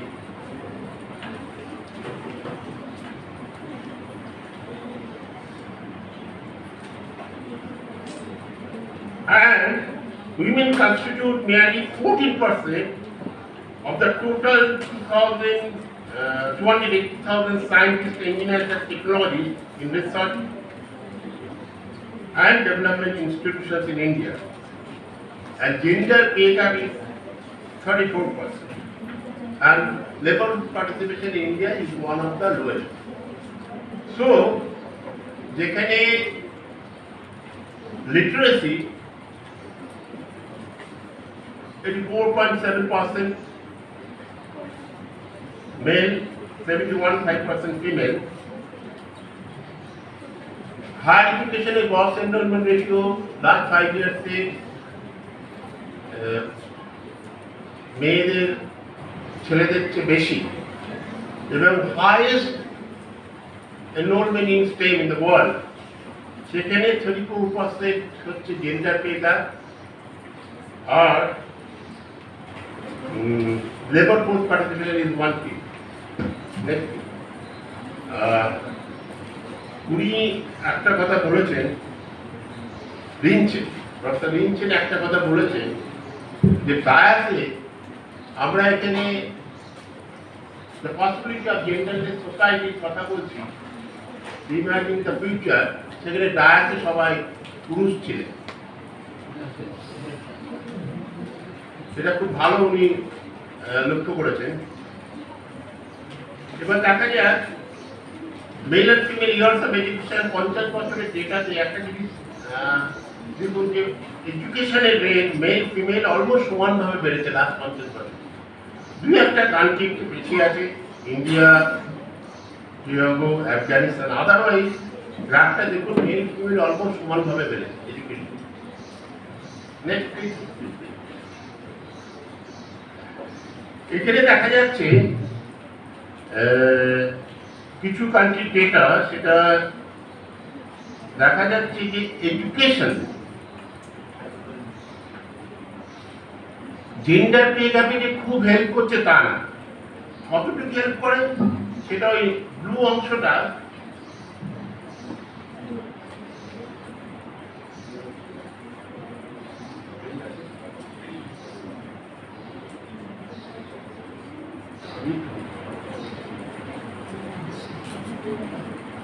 এইটু, কোনো দেশে এইটু, কোনো দেশে ব্লু। তো তার মানে নয় যে মেয়েদের স্কুলে পাঠাতে হবে না। আমার একটাই বক্তব্য যে ল, এডুকেশন, লেবার ফোর্স পার্টিসিপেশন এগুলো দিয়েও কিছু হচ্ছে না, তাহলে কি দিয়ে কি হবে, মানে হচ্ছে মানে একটু স্টোরি হচ্ছে। Next please. এইখানে দেখা যাচ্ছে যে education and labour force participation যে গ্যাপটা অলমোস্ট সমান। খুব একটা এদিক ওদিক হচ্ছে না। Next,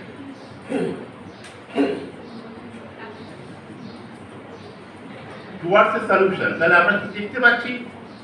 Eliminating gender gaps in education does not produce equal life outcome for women. Gender parity in education may be a necessary condition for empowerment, but it is certainly not a sufficient condition. Labor force participation is an important marker of women's participation in economic life. However, it is constrained by social norms, insecurity, a lack of access to capital, a lack of reasonable childcare. The list goes on.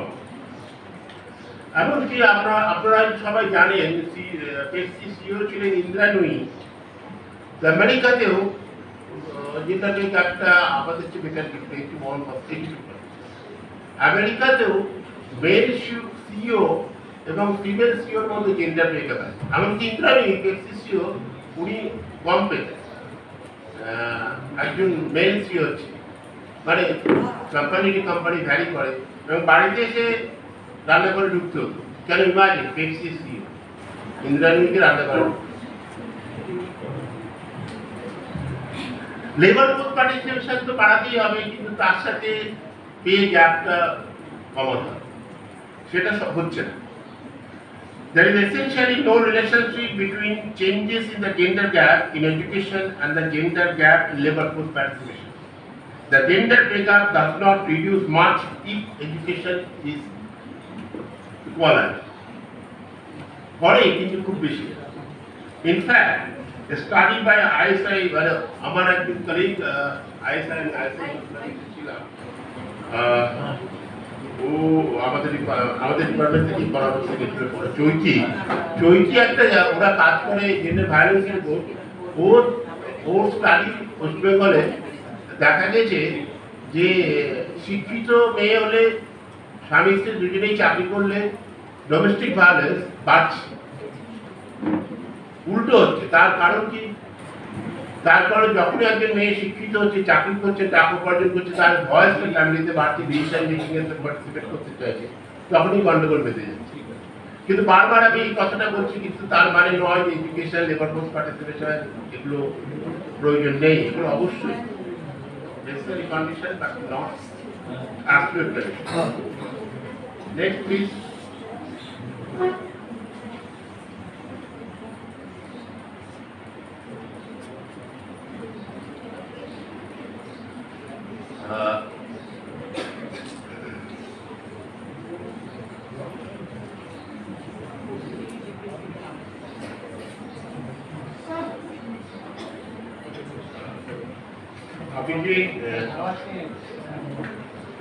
একটা যে figure ওয়ানে যেটা দেখছিলাম, education যেভাবে বেড়েছে mail and female, সেখান থেকে আমি একটু কনক্লুশনে আসছি ফাইন্ডিংসে। Most countries have more or less moved up to 45-degree line, representing equal improvements for men and women. Worldwide, only 5% of the gender gap in education and women has to be closed, while in 2022, women make only 0.82 cent for every dollar a man makes. So, ওখানে 18% difference with education, only 5%. So, even in developed countries, every fourth women are the victims of domestic violence. Also, at the current rate of progress, over the 2006 to 2023 span, it will take 160 years to close the political empowerment gender gap. 169 years for the economic participation and opportunity gender gap, and 16 years for the education. So এখানে গ্যাপটা again মানে কিভাবে পরিষ্কার দেখা যাচ্ছে যে এডুকেশনে খুব gap নেই, কিন্তু পে গ্যাপে political empowerment huge gap. Next please. এখন জেন্ডার পে গ্যাপে কেন এডুকেশন, যেমন কানাডায় মানে মেয়েরা অনেক বেশি শিখতে, ঠিক হায়ার এডুকেশনের ক্ষেত্রে লিটারেসিতে আমি বলছি না, হ্যাঁ, তবুও কেন জেন্ডার পে গ্যাপ হয়? What determines the systematic gender differences in occupational choice? What makes women seek job flexibility and take a disproportionate amount of unpaid care work? So one argument is that for the extent that biological differences in preferences and abilities underpin gender roles, they are the main factors explaining the gender pay gap. Gender pay গ্যাপটা অনেকে বলেন যে মেয়েদের স্ট্রিমে যারা week, অঙ্ক তারা ভালো, week, সেরকম কোনো প্রমাণ নেই। ক্রস কান্ট্রি যদি দেখা যায়, কিছু দেশে ছেলেরা ভালো স্কোর করছে, কিছু দেশে মেয়েরা এখন মেটাটা পাল্টে গেছে, হ্যাঁ। আর অঙ্ক ভালো করলে যে মাইন্ডটা বেশি দিতে হয় তার কোনো মানে নেই। আর এবার মেয়েরা ভালো নেগোসিয়েট করতে পারে না, এরকম অনেক কারণ আছে। তারপর মেয়েরা কি কাজগুলো নেয় যাতে সংসারটা সামলানো যায়। ওকে, অ্যাবসেন্টিজমের ক্ষেত্রেও দেখা যায় যে এগুলো ডেটা যে মেয়েরা অ্যাবসেন্ট করছে ফ্যামিলি রিজনসে, ছেলেরা হয়তো আগের দিন পার্টি ছিল, ড্রিঙ্ক করেছে, এইসব কারণে। তো এই বিভিন্ন কারণে ওই ধরনের চাকরিগুলো নিয়ে যাতে ফ্যামিলিটা রক্ষা পায়, যে ঠিক মতো নেগোসিয়েট করতে না পারা, যে কালচারাল ব্যারিয়ার, বিভিন্ন কারণে জেন্ডার পে গ্যাপটা এখন এক্সিস্ট করছে। এবং ক্লাসিফিং তো আছেই, আমরা ভাবি যে মেয়েরা, যেটা আমি জেন্ডার সোশ্যাল নর্মসে বললাম, যে মেয়েরা এইসব মানে political decision making, technical decision making এ উইকার দেন। Next please. এবার তাহলে কি করা যায়? Towards the solution, education, employment, the law does do actually empower all of us, including women. But probably there is another very important reason which does not get enough importance, that is our mindset, the gender ideology, the product of our culture. It is an ideology or a set of ideas widely shared by members of a society that guides identities, behavior and institutions. We are socially constructed in that way that gender is not something we are gender, but something we do. Gender is born. I mean, gender is created.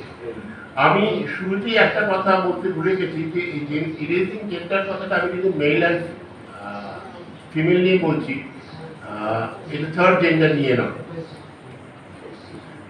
Now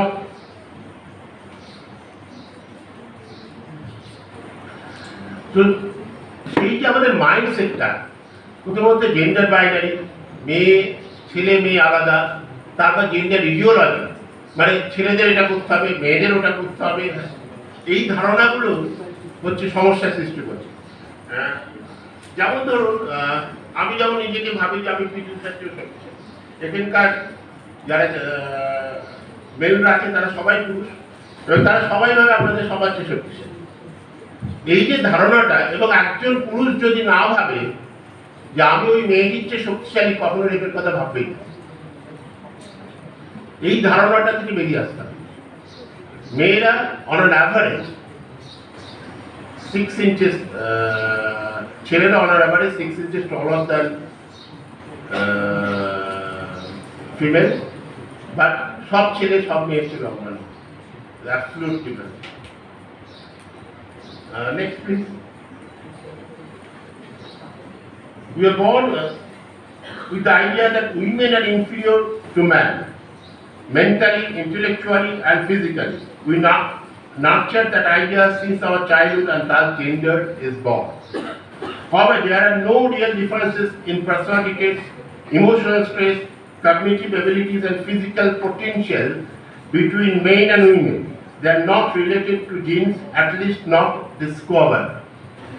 Observed differences are not real differences. There is nothing as a male hormone or female hormone, or the male brain or female brain. Numerous researchers have proved that if women are given equal access and opportunity, women can perform equally with men in sports as well. However, all of our institutions like sports, education and work are gender. We follow gender rules. We are socially constructed in that way. Thus, it is important to have a clear understanding of how men and women are alike and different. However, we find differences, what causes those differences, and how dramatic they are, varies over time and across culture.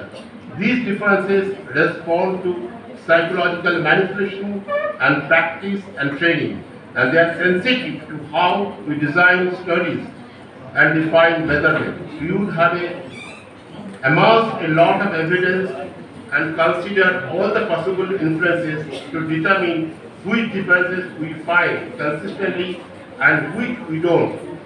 And that's just what psychology's challenge I did. এবার আমি যে রিসার্চটা করছি সেটাই আগেকার যে কথাগুলো যে education labor force participants, etc. These are the strict laws will erase gender. সেটাকে ডিবাঙ্ক করার এবার আমি করব। আমি না অবজার্ভ করেছি। Next please.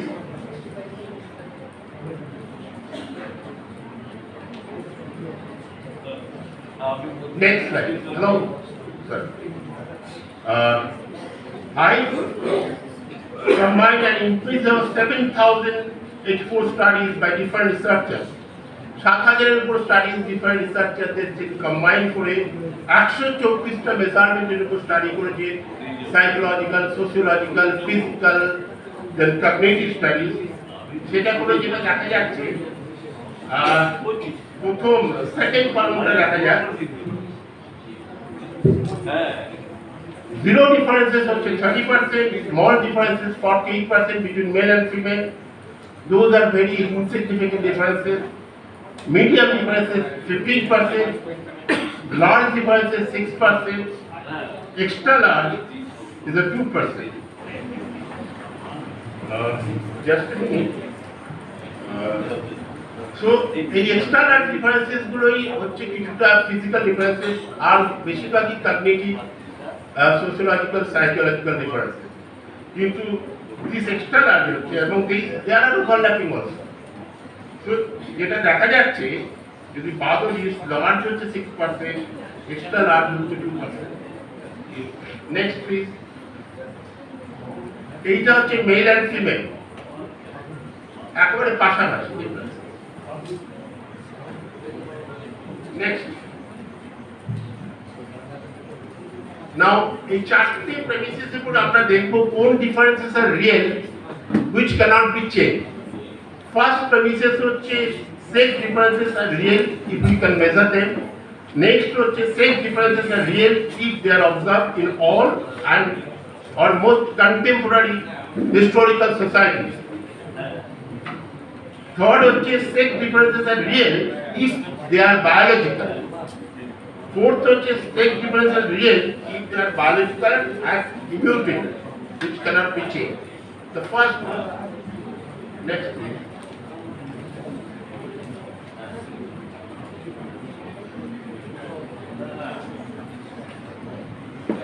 Now observed differences real. প্রথম কথা হচ্ছে আমি যদি কোনো অবজার্ভ করছি, যখন কোনো একটা স্টাডি করছি গিয়ে আমি কাউকে অবজার্ভ করছি, সেটা যদি তাকে বলা হয়, হ্যাঁ আমি যদি বলি যে এই আজকাল পুরুষ হাসে না, সেটা খুব একটা কাজের কথা নয়, কিন্তু সে তখন হাসে। অবজার্ভ ডিফারেন্সটা স্টাডি করতে গিয়ে ইনফ্লুয়েন্স হয়ে যেত। বা আমি যদি মেয়েরা খুব নরম প্রকৃতি, খুব স্ট্রং মেয়েও তখন নরম দেখানোর চেষ্টা করছে। People sometimes also laugh and pinning, reminding a stereotype before the study. এখন কোনো একটা স্টাডি করতে গিয়ে আমি যে স্টিরিওটাইপ গুলো, সিক্স প্যাক, হ্যান ত্যান, এই সমস্ত যদি বলি যে এইটা আমি স্টাডি করছি, সেইটা খুব ইনফ্লুয়েন্স করে রেসপন্ডেন্ট, যারা রেসপন্ডেন্ট তাদের খুব ইনফ্লুয়েন্স করে। And social and cultural conditions, learn differences. তো সেই ডিফারেন্সেস গুলো যেটা আমরা অবজার্ভ করছি, সেই ডিফারেন্সেস গুলোকে রিয়েল ডিফারেন্সেস, সেটা তো নয়, তাই না? তো এটা যদি কোনো প্রশ্ন থাকে না আমাকে তো শেষ করতে হবে, কোনো প্রশ্ন আছে আপনারা প্রশ্ন করতে পারেন।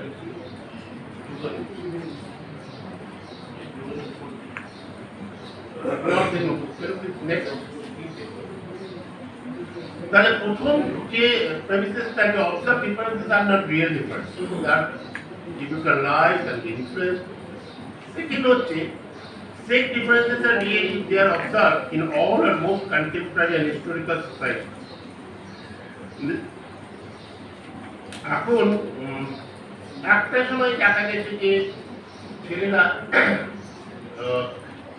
ম্যাথসে খুব ভালো করছে, কিন্তু কোনো একটা ডেটা সত্যি হবে, রিয়েল হবে তখন যে হিস্টোরিক্যালি প্রুভ যেন ক্রস কালচার সব দেশে। 1992-তে বার্বিকে শেখানো হয়েছে যে ম্যাথ ক্লাস স্টাফ, শুধু মেয়েরা ম্যাথ ক্লাসে যেতই না। এখন আমি সেদিন একটা দেখলাম আমেরিকাতে একটা জায়গায় স্টাডি করেছে বা মান্থলি রিভিউয়ের একটা সংখ্যাতে আছে, যদি ইন্টারেস্টেড আমি পাঠিয়ে দিতে পারি সংখ্যাটা। এই কথাটা ঠিক নয় যে মেয়েরা অঙ্কে খারাপ, এখন দেখা যাচ্ছে কোনো কোনো জায়গায় মেয়েরা ভালো। It's all about practice. Even in sports 100 বছর আগে 100 মিটার একজন ছেলে অলিম্পিকে যত সেকেন্ডে কভার করতো, এখন কিন্তু মেয়েরা তত সেকেন্ডে করে। এমনও দেখা গেছে এই বইটাতেই আছে যে একটা গল্ফ কম্পিটিশনে যে শুধু ছেলেদের জন্য করেছে, অফিস গল্ফ কম্পিটিশন, একজন মেয়ে তারিখ বলেছে আমি জয়েন করবো, বললো আচ্ছা কর। সে ফার্স্ট হয়েছে, তাকে ফার্স্ট পুরস্কার দেওয়া হলো না। এইটাই এই বইটা। শুধু তাই না, আমি একটা ঘটনা বলি। আমি মানে কয়েক বছর আগে, 10 বছর আমি ব্যাডমিন্টন খেলতাম, তো ডাবলস খেলা হচ্ছে। আমাদের মধ্যে যে 5 জন টপ প্লেয়ার ছিল তার মধ্যে একজন মেয়ে, তার নাম মৌ। তো যখন একটা কম্পিটিশন শুরু হলো, টুর্নামেন্ট হলো, ওখানকার স্টুডেন্টরা করলো, বাংলাদেশি স্টুডেন্টরা, শুধু ছেলেরা, মই বা যে টপ 5-এর মধ্যে। তা আমি বললাম আমি খেলবো না। তাহলে দাদা আপনি খেলুন, পরের বার ডেফিনেটলি সবাই মিলেই হবে। একা তো মৌ আপু ভালো খেলে, ভালো খারাপ খেলার তো প্রশ্ন নেই। তো এইটা হচ্ছে আমরা করি। তো এবং আমি দেখেছি যে মৌয়ের কাছে হেরে গেলে ছেলেদের র্যাকেট ভেঙে ফেলে, ওদের অন্যের কাছে, ছেলের কাছে আনলে হবে। এই হচ্ছে আমাদের মাইন্ডসেট। তো একটা রিয়েল ডিফারেন্স তখনই হবে যেখানে ক্রস কালচার ইম্প্রুভ করা যাবে, হিস্টোরিক্যালি যেটা সাস্টেইন করবে। থার্ডলি এবার হচ্ছে সেক্স ডিফারেন্সেস আর real if they are biological. আমরা জিন, হরমোন আর ব্রেন নিয়ে কথা বলবো। ও নেক্সট এই তিনটে নিয়ে। ওকে, নেক্সট।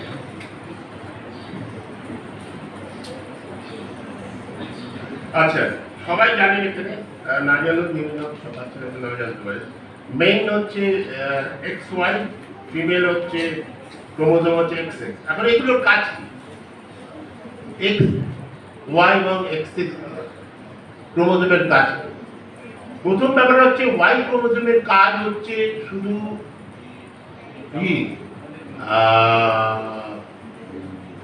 মেল জেনিটাল দিয়ে আর কোনো কাজ নেই। ওকে, তাহলে এফেক্টিভলি ছেলেদের থাকলো X ক্রোমোজোম। ওকে, না মেয়েদের হচ্ছে দুটো X ক্রোমোজোম, কিন্তু Y ক্রোমোজোমের চেয়ে বড়। যেটা দেখা যাচ্ছে এবার এখানে মেয়ের একটা এগিয়ে যাচ্ছে, তাহলে বলছি এখন আর একটা X ক্রোমোজোম কিন্তু খুব একটা জোরালো থাকে না। তার কাজ হচ্ছে যাতে ছেলেরা কিন্তু কালার ব্লাইন্ড, কারণ কি যেন বলে তাদের একটা X ক্রোমোজোম, মেয়েদের যে আর একটা X ক্রোমোজোম থাকে সেটা মেয়েদের কালার ব্লাইন্ড হতে দেয়। এইটা you cannot change. The first immutable biological difference হচ্ছে ছেলেরা কালার ব্লাইন্ড হয়, মেয়েরা হয় না, এবং সেটা হচ্ছে আর একটা X ক্রোমোজোমের জন্য। ওকে, Y ক্রোমোজোম আর একটা জিনিস করে, শুধু মেল জেনিটাল না, here year, that is the sorry, there is another genetical difference you cannot change, ছেলেদের হিয়ার ইয়ার আর মেয়েদের হচ্ছে মেয়েরা কালার লাইন হয়। থার্ড ডিফারেন্সটা হচ্ছে এবার আমি যাচ্ছি breastfeed. Some of the genes are sex limit, meaning they are only expressed if they are in a male or female body. The genes that allow a woman to produce milk for an infant, for instance, are carried by both men and women, but they are only expressed in mothers. সেটাও hormonal কারণে।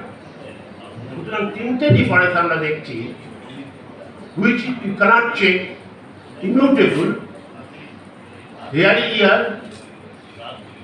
color blindness and breastfeed. তো আমি কোনটাই আছে আমরা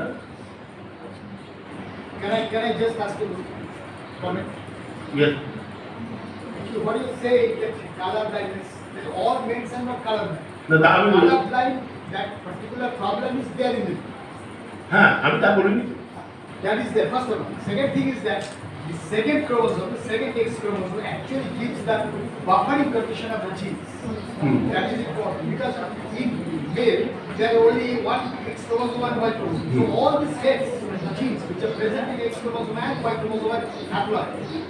Whereas in case of female, since they have two X chromosomes, they are diploid. So they are more stable. Female genetically they are more stable than the male. That is the হ্যাঁ সেটা আমি বলতে চাচ্ছি যে ওর যেখানে waiter ওই কাজ করে চলে গেল মানে সেখানে সেটাই বললাম যে দুটো এক্স ক্রোমোজোম যদিও আর একটা খুব একটা কাজের না, হ্যাঁ কিন্তু হ্যাঁ স্টেবিলিটি, তো সেটাই আমি বললাম। আচ্ছা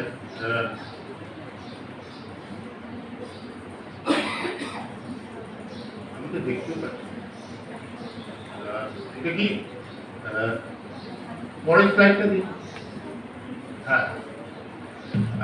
So genetic differences যেটা immutable সেটা হচ্ছে তিনটে দাঁড়াচ্ছে। Now next please, hormones. আমরা মাঝে মাঝে বলি যে male hormone female hormone, that is nothing call male hormone and female hormone, যেগুলো আমাদের ভুলভাল বোঝানো হয়েছে। হ্যাঁ ওই তেল ভাজা খেয়ে জল খেলে অম্বল হয়ে যাবে। ওকে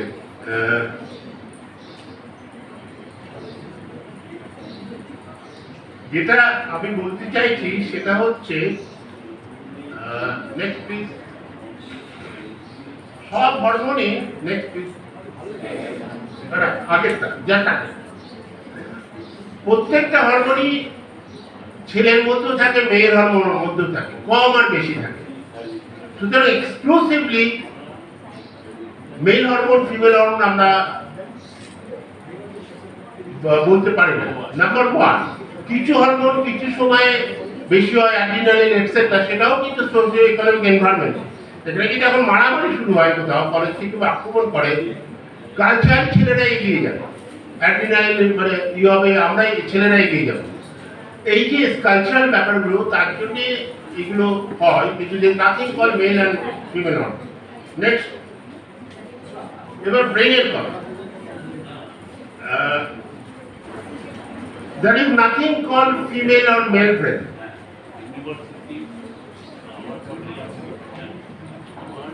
Okay, আমরা এবার দেখব brain anatomy, composition and function. Next please. Research 625 brain study করে দেখা গেছে যে only 2.4% of the brains are internally consistent, all male like or female like. So male and female brain বলেও কিছু নেই। Any questions please? আমি আর খুব ডিটেইলে যাচ্ছি না, এই স্লাইড আমি দিয়েও যাবো, কারণ যদি দরকার হয় সুবিধা বা সহজের কাছে নিতে পারে, কারণ সময়টার মধ্যে আমাকে শেষ করতে হবে। তো এগুলো ডেটাগুলো proof self Next, please.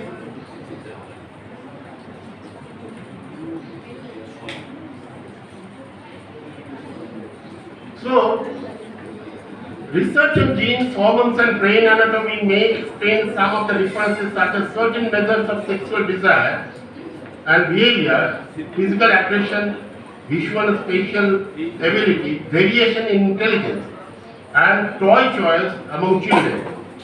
This tiny list of differences, short though it is, may satisfy some. সামান্য ডিফারেন্স ওটা, হ্যাঁ। তো সেটা সবাই কিছু লোককে স্যাটিসফাই করতে পারে যে ছেলে আর মেয়ের মধ্যে difference. In fact, many of the genes that are biological are mutable, responsive to effort to strict or disrupt them. Consider that your body can be flooded with adrenaline in a mere instant, only to dissipate entirely within 2 minutes. The fight or flight response that adrenal facilitates, in other words, is a highly mutable biological state. If biologically based differences can be decreased in size, erased, or reversed quite easily, usually still counts as real. এই যে aggressiveness, এটাও culturally based, ছেলে মেয়ের মধ্যে শুধু তাই না, এটাও ভ্যারি করে মেল টু মেল। মানে কোথাও কিছু বলে, কিছু বলতে হলে লোকে এক্সপেক্ট করে যে আমিই বলবো, গন্ডগোল করবো আমি, সুতরাং আমার একটা হয়ে গেছে, মানে আমি কালচারালি সেরকম হয়ে গেছি। আর তো এটাও sociologically culturally constructed. Next, please.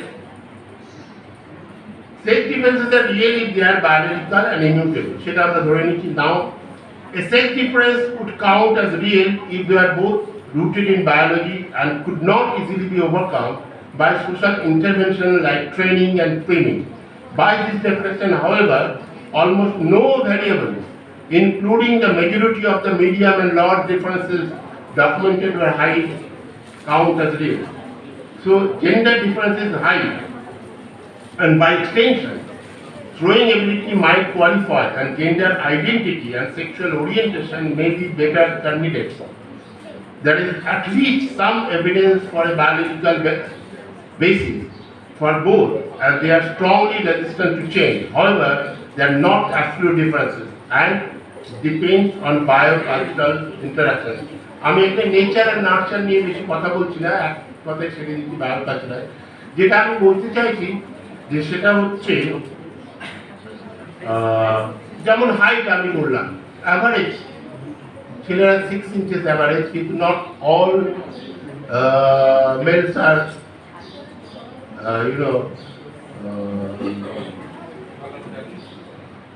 longer than females. Throwing abilityটাও তাই, throwing ability যে সেটাও প্র্যাকটিসের উপর, কিন্তু এখন ডেফিনেটলি ছেলেরা এগিয়ে আছে প্র্যাকটিস, মেয়েরা সাধারণত ওই অত যায় না। আর সেক্সুয়াল আর্ট এই কথাটা এখানে খুব ভীষণ মিসকনসেপশন আছে যে মেয়েরা খায় ইত্যাদি ইত্যাদি, তো সেটাও ডেটা আছে, হুইচ ইজ নট ট্রু আর কি। হ্যাঁ, কিন্তু সেটাও কালচারাল, তাই না? মেয়েরা ছেলেরা men has the right to be aggressive, ছেলেদের সেটাও cultural condition. So, on the spectrum of high to low sexual dimorphism, we are on the low side. Thus, we are clearly not opposed.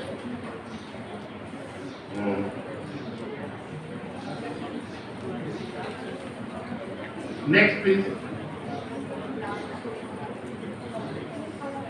Now, আমি এতক্ষণ যেটা বলার কিন্তু আমি খুব সংক্ষেপে বলেছি।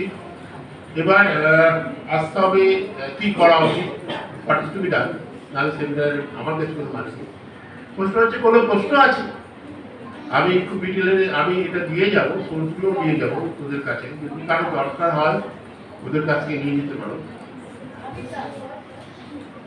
The idea that humans have evolved rigid and specific roles for each sex due to different reproductive roles does not do justice to the diversity of our ancestral environment. the power of our culture and our actual evolved biology.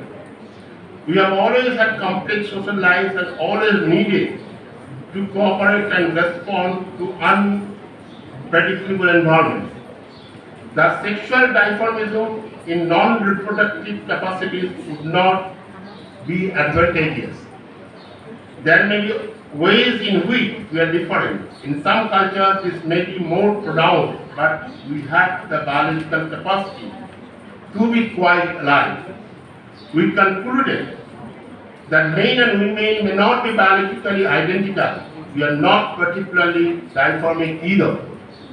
While there are some biological forces pushing us apart, there are likely others.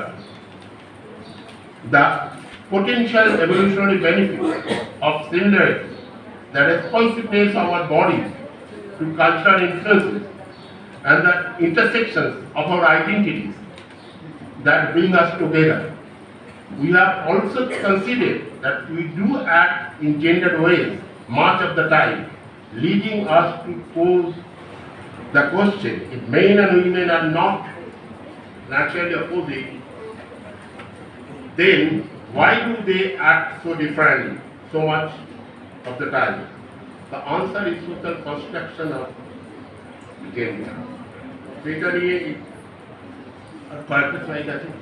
you please take it?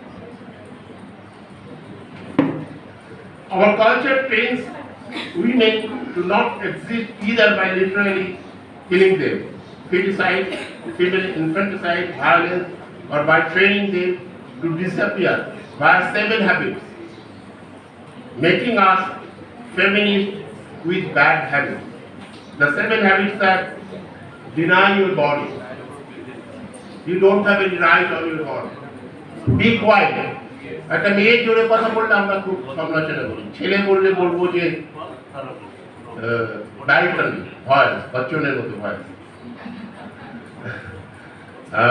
Be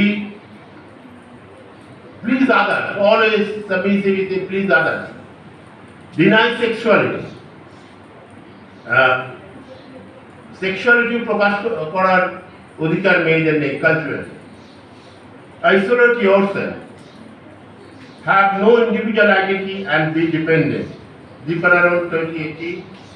So এটা বলে না যে একটা যে প্রথমে বাবার ইতে, তারপরে স্বামী, তারপর ছেলে। তো এই যে 7 হ্যাবিটসের জন্য এই জেন্ডার বাইনারিটা তৈরি হয়। Then relational vulnerability as a reflection of women's subordinate status within hierarchical gender relations in society. In India, where women are mostly treated as liabilities and identified socially only as someone's daughter, wife, mother, and sister. That's only their identity. And আমরা already দেখেছি যে most violence occurs in private sphere. In a study of 12 countries last year, that looked at common patterns in the social laws that drive violence against women and girls, some of the most dominant were linked to male entitlement, domination, and control over women's bodies. These were all cultures. We have underestimated the power of our culture in creating violence within our females. We acknowledge that gender inequality remains acute and deeply rooted in the economic, political, and social sphere. কালচারটা এমনই প্রচিত,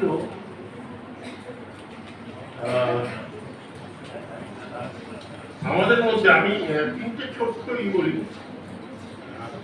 সেটা হচ্ছে আমাকে একদিন আমার এক বন্ধু, যে শহরে থাকি কেলোরাতে, আমাকে একদিন ফেসবুকে কান্না লেখা বললো, দাদা আপনার মা কি করেন? আমি কিন্তু জেন্ডার পড়াই, হ্যাঁ কি বক্তৃতা দিব। আমি বললো কিছু নয়। সঙ্গে সঙ্গে রিসার্চ প্রশ্ন করেছিল কি বললেন? আমি বললাম মা কিছু করে না, যেহেতু মা বোন না। আমার উত্তরটা ছিল তাই, কালচার।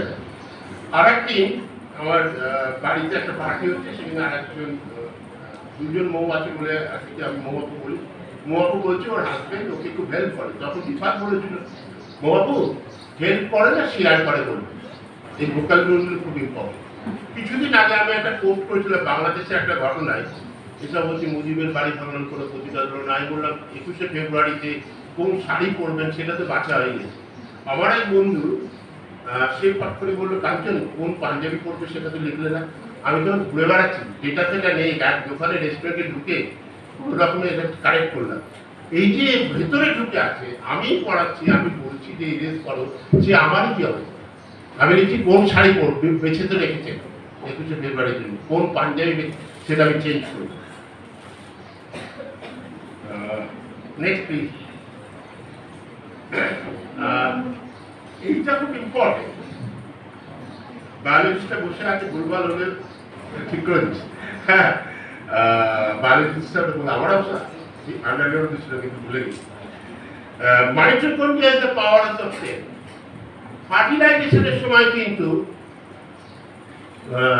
মেল মাইটোকন্ড্রিয়া ডিজেনারেট করে দেয়, তা আমরা যে সমস্ত পাওয়ার এনার্জি পাই সেটা কিন্তু মানে মাদের কাছ থেকেই পায় মাতৃশক্তি।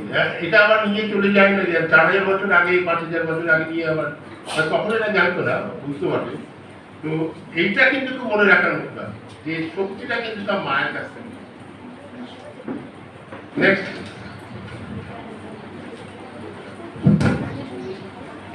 কি করণীয় তাহলে?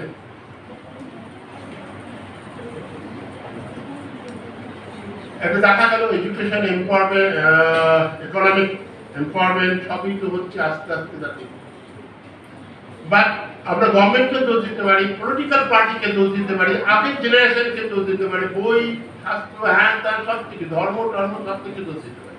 দোষ দেওয়া আমাদের স্বভাব।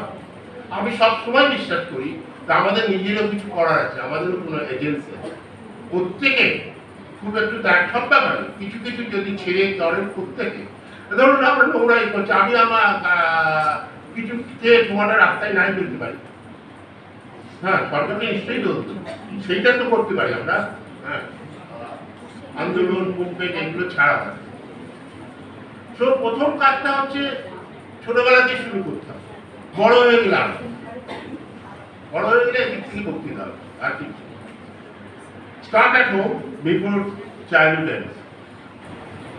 প্রথম ব্যাপারটা গিফটিং। আমরা কোনো বাচ্চাকে কিভাবে কি গিফট নিয়ে যায়, মেয়ে হলে বাড়ি, ছেলে হলে একটা গাড়ি চেঞ্জ, সে মেয়েরাও গাড়ি চালাবে, ভালো চালাবে। হ্যাঁ, তো এইগুলো চেঞ্জ যদি করি আমরা আজ থেকেই যদি করি তাহলে দেখবেন কিছুটা চেঞ্জ হবে। Change in the vocabulary. Suppose আমি বলি যে দুজন ওয়ার্কারকে দেখলাম পাহাড় থেকে নেমে আসছে বা ওই রাস্তাতে দেখলাম হেঁটে যাচ্ছে, আপনারা কি ভাববেন? দুজন ছেলে ওয়ার্কার না মেয়ে ওয়ার্কার?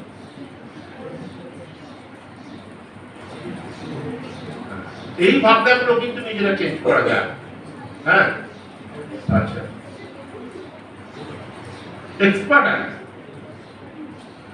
আমি দেখেছি, আমি নিজে করেছি, মানে আমি নিজে যখন বুঝে তারপর করিনি। আর হাজব্যান্ড ওয়াইফ দুজনেই engineer, wife first class pass, husband first class second. কোনো ইঞ্জিনিয়ারিং কোশ্চেন হলে সবাই হাজব্যান্ডকে জিজ্ঞেস করছে, মানে নাম ধরেই বলছি, সবাই সুজনকে জিজ্ঞেস করছে, কেউ বিভাগকে জিজ্ঞেস করছে, কিন্তু এবার পড়াশোনায় ভালো। আমি যে শহরে থাকি বলছি, এটা কিন্তু সব ক্ষেত্রে এখানে এইগুলো আমাদের চেঞ্জ করতে হবে, এগুলো করা যায়। ড্রিঙ্কস সার্ভিস পার্টিতে দেখি ড্রিঙ্কস নিয়ে ওরা অফিস অ্যালকোহলিক ড্রিঙ্কের কথা বলছে, ছেলেদেরকে জিজ্ঞেস করে তোকে কি দেবো, কি দেবো, কি দেবো, সোডা দেবো, বরফ দেবো, মেয়েদের জিজ্ঞেস করে না, কেন? ইচ্ছা হলো তো খেতে পারে না, কেন? এটাও চেঞ্জ করতে হবে, এখানে প্রয়োজন না। আচ্ছা, এই যে স্যালারি করছে, কেন মেয়েদের বয়স জিজ্ঞেস করা যাবে না কেন? আর ছেলেদের স্যালারির উপর জিজ্ঞেস করা যাবে, ছেলেদের বয়স জিজ্ঞেস করা যাবে, মেয়েদের বয়স মানে মেয়েরা একটু শুধু রূপের জন্য। এইগুলো আমাদের ত্যাগ করতে হবে। মেয়েদের বয়স যদি না করতে হয় কারণ বয়স। ম্যারেজ করছে, মেয়েদের ক্ষেত্রে হলে ওর বিয়ে হয়নি, ছেলেদের ক্ষেত্রে বিয়ে করেন। আমি যখন বললাম নোবডি ম্যারিড মি ইয়েট, তখন ওরা বললেন যে বলুন আপনি বিয়ে করেননি, এইগুলো কিন্তু করা যায়, তাদের পয়সা খরচ হয় না, কিছুটা শুধু একটু ভাবতে হবে। ওয়েলকে হাজবেন্ড আর ওয়াইফ, আমি দেখেছি হাজবেন্ড মোটা হয়ে যাচ্ছে, ভূমিটি হয়ে যাচ্ছে, কোনো নেই, কিন্তু বউ ঠিক থাকবে, আর সুন্দরী থাকবে, ঠিক থাকবে, এইগুলোই করতে হবে বউদের। এটা কিন্তু দুপক্ষেরই আমি বলছি, ছেলে মেয়ে বউ। আর হেল্প আউট আর শেয়ারিং প্রশ্নটা আমি বললাম ওই গল্পটা দিয়ে।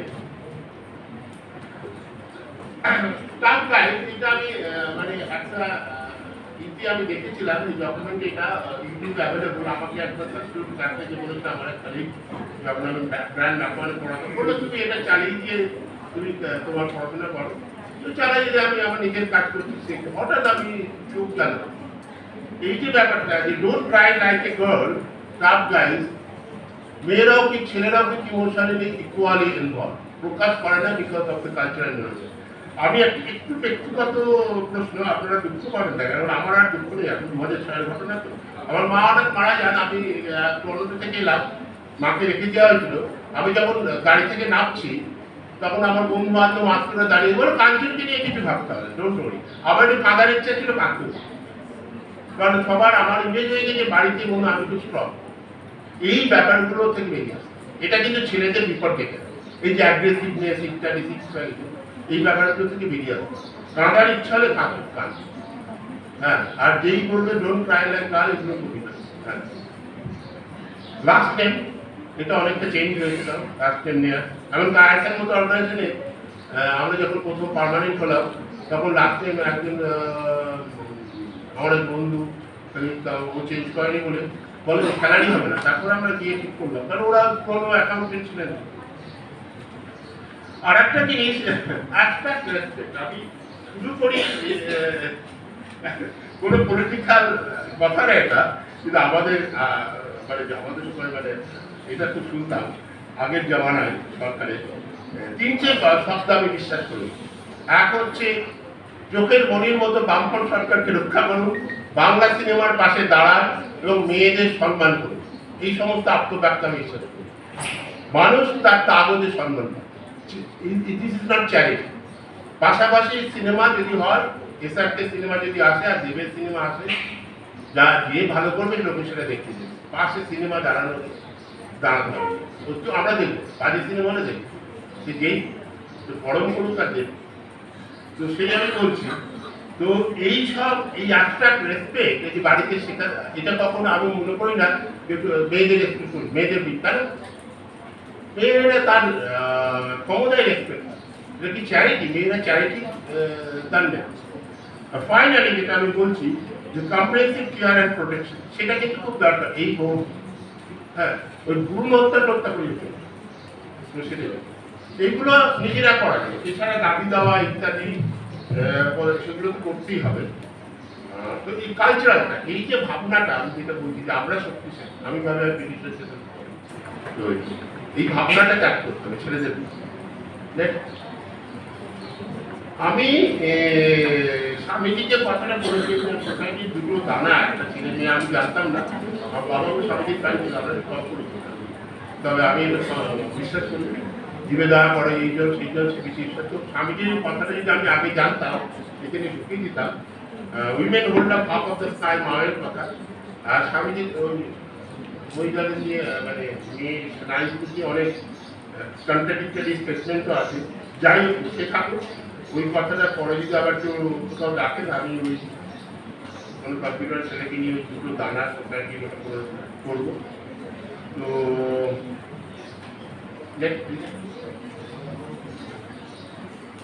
Thank you. আমার মনে হয় টাইমলি শেষ করেছি, দেখি আসছি একটু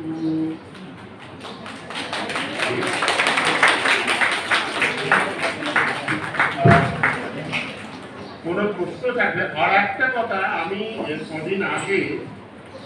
দুদিন আগে দাঁড়াবো, হ্যাঁ, দুদিন আগে সাউথে একটা বই দোকান আছে, ওখানে ঘুরছিলাম, তাতে একটা বই পেলাম, বিজ্ঞানে উপেক্ষিত। এদের নাম হয়তো সরোজ জানবে, সরোজ বা জানতে পারবে। শুধু জানতে পারি আমি হ্যাঁ 7 জন নারী সায়েন্টিস্টের কথা লেখা আছে যাদের আমরা নাম জানি হিউজ কন্ট্রিবিউশন বিজ্ঞানের উপেক্ষিতা 89 টাকা মাত্র দাম ডক্টর কৃষ্ণা রায় আমি সকালবেলায় পড়ছিলাম ট্রেনে আসতে আসতে যেমন মাদারপুরীকে যখন নোবেল দেওয়া হয় প্রথম নোবেলে নোবেল কমিটির চেয়ারম্যান করেছিলেন যে একজন পুরুষের সহায়তা দরকার হয় কাজ করতে গেলে মাদারপুরী সেটা করেছেন তাই তিনি নোবেল দ্বিতীয়বার উনি অবস্থা বলেছেন তখন বিহার করে মারা গেছেন নোবেল কমিটির চেয়ারম্যান যদি এরকম কথা বলেন যাকে নোবেল দেওয়া হচ্ছে মাদারপুরীর মধ্যে তাহলে অন্যরা কি করবে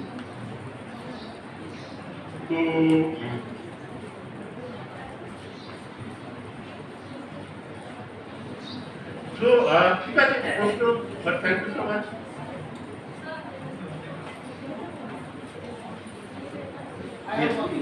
Sure. Question, it's just a question, just asking, I'm asking your opinion. So we know that there is a lot of gaps and other things, and there is discriminations and all these things.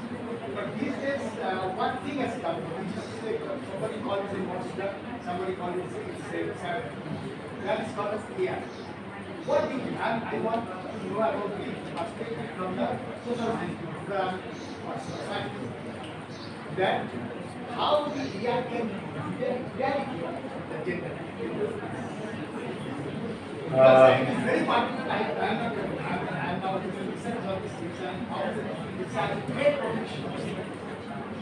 এখন আইসিটিতে computer সায়েন্সে মেয়েদের participation হচ্ছে কিন্তু সেখানেও দেখা যাচ্ছে যদি দেখা যায় যে স্যালারি ঠিক নেওয়া কোন পজিশনে আছে সেগুলো না হবে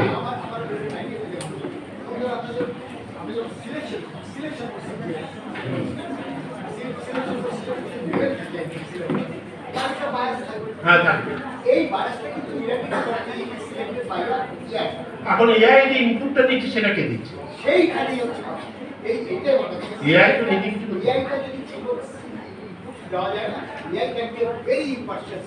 হ্যাঁ রিক্রুটমেন্ট এখন এআই এর ইনপুটটা যদি ঠিক থাকে তাহলে কিছু করা যাবে হ্যাঁ হ্যাঁ So that and it is because they are strong students and they are, and also more why I'm saying that we are teaching the teachers. We will be teaching the teachers will articulate the students and who will articulate with the AI. So if this can start right from here, so that will actually help us in eradicating this gender things. So that is yes.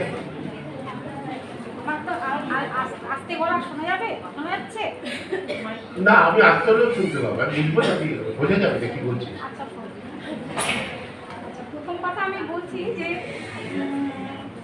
এই যে আমার মা কিছু করেন না এই কথাটাকে আমি রেফার করছি এই জন্য যে আমাদের কলেজে একটা আমাদের পিডিওমেন্স কলেজে তখন আমাদের স্যার ছিলেন ছাত্রী স্যার ছিলেন তো সেই সময় একটা বিল্ডিং ক্যাপাসিটি প্রোগ্রাম হয়েছিল সেন্টার ফর ওমেন স্টাডি থেকে তো সেখানে আমরা কিছু মহিলাকে আমার কম্পিউটার ট্রেনিং দেওয়া হচ্ছিল বেসিকটা তো সেই সময় আমরা তাদের নাম দিয়েছিলাম স্যার বলেছিলেন যে নামটা কখনোই যে গৃহবধূ হবে না এই নামটা হবে হচ্ছে হোম ম্যানেজার হোম ম্যানেজমেন্ট তো এইভাবে আমরা আমাদের নিজেদের অজান্তে যে সমস্ত আমাদের মায়েরা যেটা এমবিএর মূল কথা একটা এমবিএ তার যে ম্যানেজমেন্টের যে আঁতুড়ঘর সেটা হচ্ছে একটা পরিবার তাই তো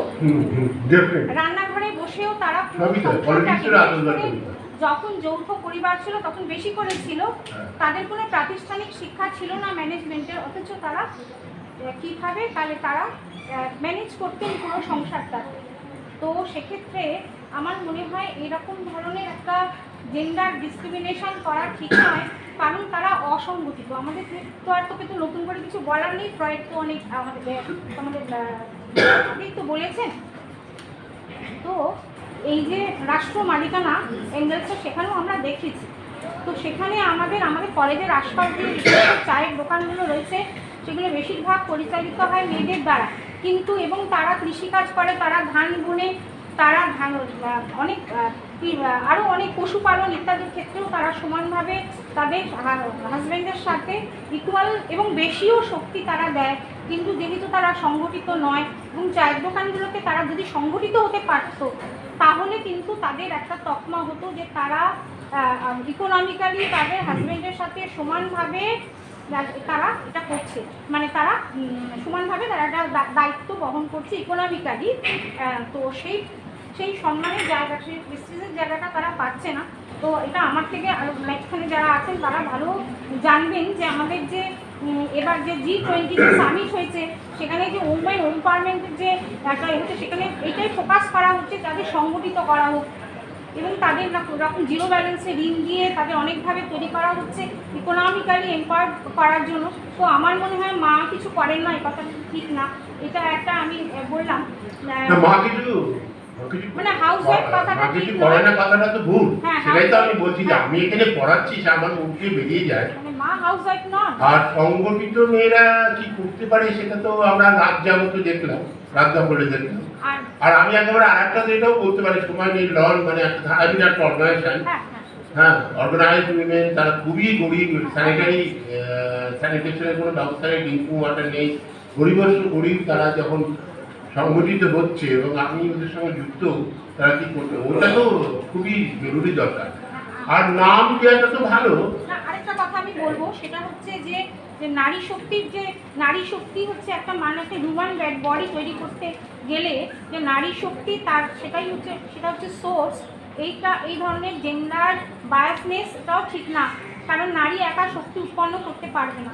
আমাদের এই ধরনের বায়াসনেস আমাদের থাকাটা ঠিক নয়, যে মানে জেন্ডার বায়াসনেস, কারণ মার ক্ষমতা নিয়ে একা কোনো নারী শক্তিকে সে আচ্ছা আমি এটার উত্তর দিচ্ছি। সেটা কেন আমি বলছি, যখন দেখা যায় যেমন কানাডাতে 8 সেপ্টেম্বর এলজিবিটি এবং কুয়ের গ্রুপের বিরাট রাস্তাতে মিছিল হয়, হ্যাঁ সেই মিছিল হয়। আমাকে এক বন্ধু বললো ওদের মিছিল করার কি আছে, আমরা তো করি না। আর ওদের মিছিল করার কাজ দেয়ার ডিপ্রাইভড অ্যান্ড ভিজিবল। সুতরাং সেইখানে যেখানে নারীদের কোনো স্বীকৃতি নেই, সেখানে এটা খুব জোরালোভাবে বলা উচিত। আমি আর একটা উদাহরণ দিচ্ছি, যেটা মার্কস তো অনেকেই বলেন যে মার্কস তো ইকোনমির কথা বলেছেন, ইকোনমিক ডিটারমিনেশন কথা বলেছেন। এঙ্গেলস আর বন্ধুকে লিখেছিল না, সেটা ঠিক বলেননি। তখন ইকোনমি, মার্কসের সময় ইকোনমিকে কোনো পাত্তাই দেওয়া হতো, সেই জন্য উনি ওখানে এমফাসাইজ দিয়েছেন, নট নেসেসারি যে কালচার ইনফ্লুয়েন্স করবেন, ultimate determination is the economic structure. কিন্তু কালচার পলিটিক্স অফকোর্স আমাদের ইনফ্লুয়েন্স করে। তো সেরকম যেখানে কোনো পজিশনই নেই, সেইখানে আমি কখনোই বলিনি যে তারা তো প্রাণ ছাড়া কিছু আমরা তো বলেছি কিন্তু আমরা যাই, কিন্তু এই মুহূর্তে মেয়েদের রোলটাকে হাইলাইট করাটাই আমি মনে করছি যে প্রয়োজন আর কি। পেছন থেকে কোনো প্রশ্ন নেই। সরি বলতে আরে না এটা আমি তো নিই, sorry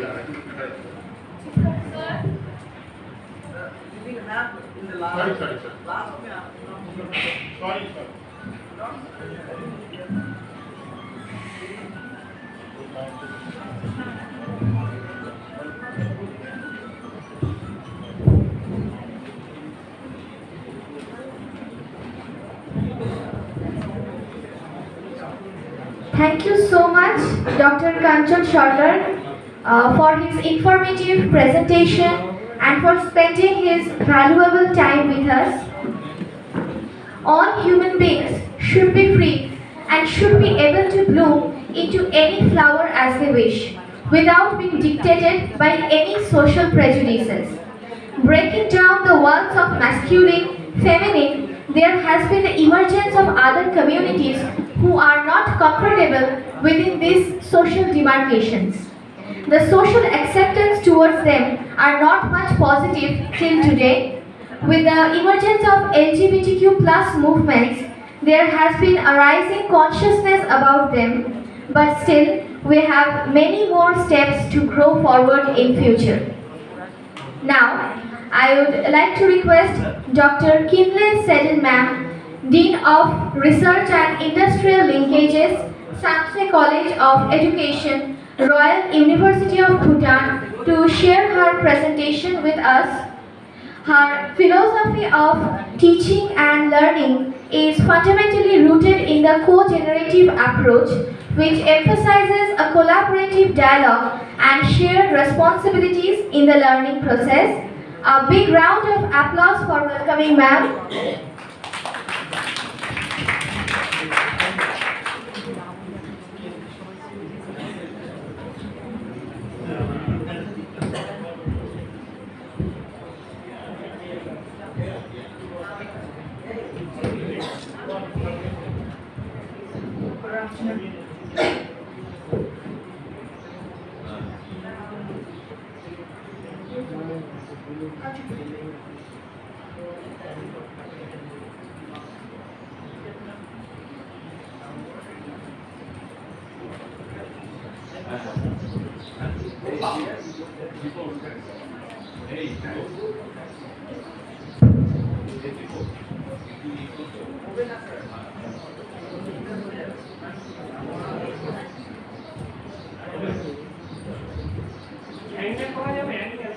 Good afternoon, everyone. Am I audible?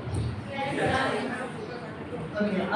First of all, before I take you all through my presentation, I would like to thank Ananda Chandra Training College for the opportunity, and I would like to welcome everybody to my presentation. And my presentation is going to be on promoting gender equality and social inclusion in schools, building on what children value and aspire to do and be, a situational analysis study. So whatever I'm going to present today is the outcome of situational analysis study. And before I really take you through my presentation, I would like to say this is a collaborative project between Kathmandu University, Nepal, RDRS, Bangladesh, and Samse College of Education, Bhutan. And this project is being funded by Global Partnership in Education, Knowledge, Innovation and Exchange, GPE, KICS, and IDRC, International Development Research Center, Canada. And we are trying to promote gender equality and social inclusion in Bhutanese schools by focusing on children's valued educational capabilities. So what is unique about this project is in Bhutan we have many civil society organizations and then other agencies who try to promote gender equality and social inclusion. And at the same time there are many organizations who have worked on promoting gender equality and social inclusion. But what is unique about our project is we are trying to promote gender equality and social inclusion in schools by focusing on children's valued educational capabilities. So this is the uniqueness of our project.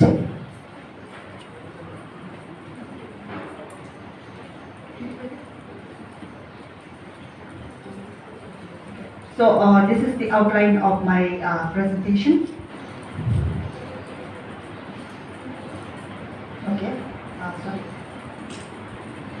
So the purpose, we are trying to scale children's valued education capabilities to address gender responsive and socially inclusive education and safe school experiences, especially for those children facing overlapping issues of gender inequality and social marginalization. So this is our main purpose, and in order to achieve this purpose we have three objectives. And the first one is to identify and analyze children's valued education capabilities and their role in promoting gender equality and social inclusion, gender responsive and socially inclusive education, ensuring safe and supportive learning experiences for all children. So this is our objective. And we have second objective, which is to adapt, contextualize and scale children's valued education capabilities effectively, equitably and sustainably within diverse educational settings. And finally, in the third objective, we have also looked at, we were also trying to examine the factors that enable, incentivize or hinder the scaling of children's education capabilities. So these are our, I think it's not working. So now we also did extensive literature review on capability approach. We were trying to understand what capability approach is, and in doing that extensive literature, we also looked at our very own gross national happiness indicators, and then we identified all those capabilities which are universal. So why we are trying to promote gender equity and social inclusion in schools by focusing on capability approach? The reasons are capability approach. It firstly focuses on individuals' capabilities. So we are trying to identify what are some of the capabilities that school children value. So and what are capabilities that will allow school children the freedom to pick their career aspirations and then values. So that's the second one. And when capability approaches, it focuses on individuals' capabilities, freedom. When we focus on both capabilities and freedom, it enhances children's well-being. So that's one reason why we chose capability approach. And then the other reason is it provides students with opportunities and resources they need to lead a life they value. So in this study, we were also trying to look at some of the resources that are there in schools that will help in promoting GESI in schools. And then finally, capability approach, it offers a more comprehensive evaluation of well-being, GESI in schools. And the methodology. So in my study, the methodology that we have chosen is mix of PAR and service. PAR is participatory action research, and then in PAR we have 3 axes. One is participation axis, and the other one is knowledge axis, and then finally the third one is action axis. As I said in the beginning, the outcome that I'm presenting today is the outcome of the first axis, which is the participation axis. So in this axis, we were first trying to understand the current status of GESI in schools.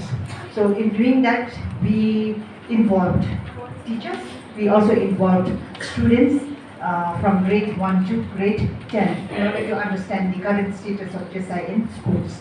And then we have completed the situational analysis study, and then we have also used the findings from situational analysis to develop the GESI transformative tool. This will be rolled out at the end of the March to collect the baseline data, so which falls under the knowledge axis, which is the creation of GESI transformative tool based on the findings from the situational analysis that we did. But I would also like to say that we have not yet collected the baseline data. We are going to do that at the end of March, and then hopefully by April we will be able to complete that phase as well. And in the action axis, now using the findings from the knowledge axis, we are now going to devise interventions. We are now going to come up with activities that will help promote GESI in schools. Next slide, please. And our research site, we have 5 schools, and the school comprises of middle secondary schools. The school also comprises of higher secondary schools. In Bhutan, middle secondary schools, it begins from grade pre-primary until grade 10, and high secondary goes from pre-primary until grade 12. But for our study, the sample size comprise of grade 1 to grade 10 students. So from each, because the project is about gender equality, even in the sample size we have 1 female and 1 male each from each grade. So in total we have 20 students as our participants from the 5 schools. And then we also have 10 teachers, 1 male and 1 female from 5 schools. So our teacher participant is 10. And the research site is, we have chosen 5 schools from Samsi Dzongkhap, and my college is in this district, Samsi Dzongkhap. And the reason for choosing 5 schools from Samsi Dzongkhap is, can you move on to the next slide, please? Next slide. is because of this. First one is diverse demographic. In Samsi Dzongkhag, you will see different ethnicities residing in the district. We have Hosampas, which is the major ethnicity that resides in that district. Then followed by Hosampa, we also have Ngalumpa, we also have, because of the resettlement, we also have Adivashis, we also have Buntaus, we also have Khempas. So there are varied ethnicities residing in that Dzongkhag, and that is one reason why we picked 5 schools from Samsi Dzongkhag.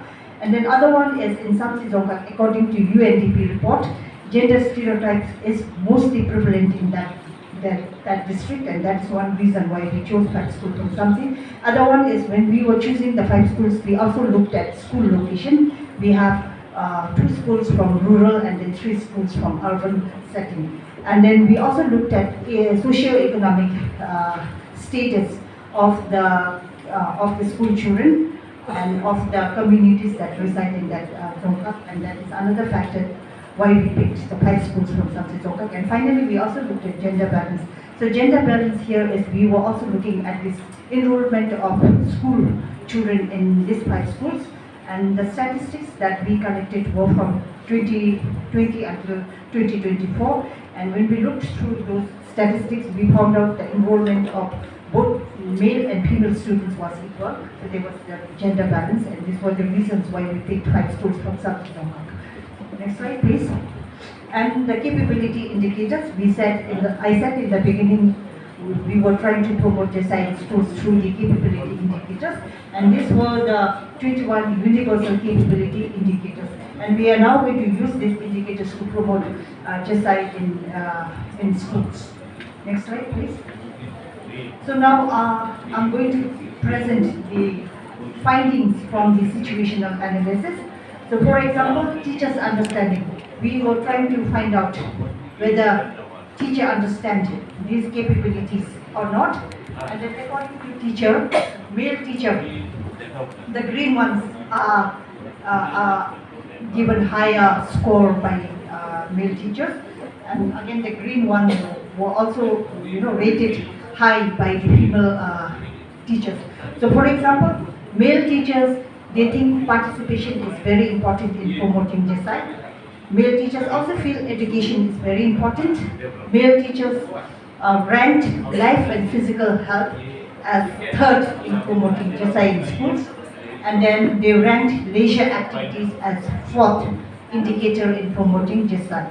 When we looked at the female teachers, they think life and physical should be the #1 priority in promoting GESI, followed by participation, education, understand and interpret.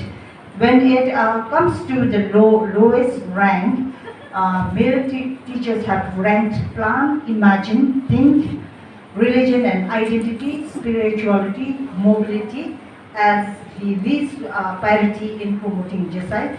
And female teachers also ranked plan, imagine, think, shelter and environment, spirituality, nutritional well-being as the least priorities in promoting gender equality in schools. Next slide.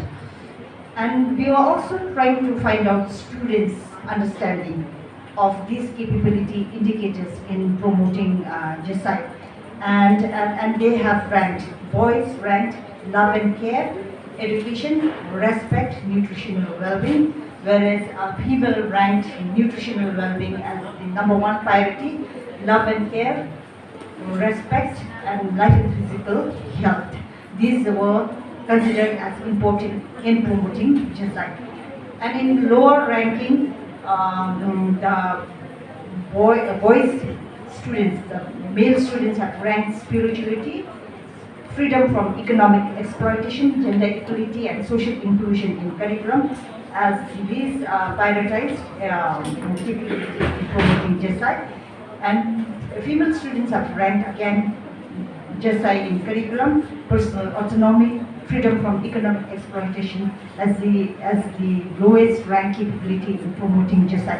And we try to compare this with the literature, and then in literature it says the findings that emerged here were consistent with the findings from the literature. For example, even literature says students recognize the value of emotional warmth, mutual respect, and physical health factors in promoting genocide. And then in terms of the lower ranked capabilities, it also shows significant gaps in their understanding of broader genocide principles. For example, maybe students did not have clear understanding or conceptual grasp on terms like freedom from economic exploitation, maybe gender equality. They did not understand the terms, and that could be the reason why they rated those indicators as lowest in promoting genocide in schools. Next slide, please. And we were also trying to find out, because one of the intervention that we have thought of in promoting genocide is whether the capability indicators are included in the curriculum. Curriculum plays a major role in promoting genocide.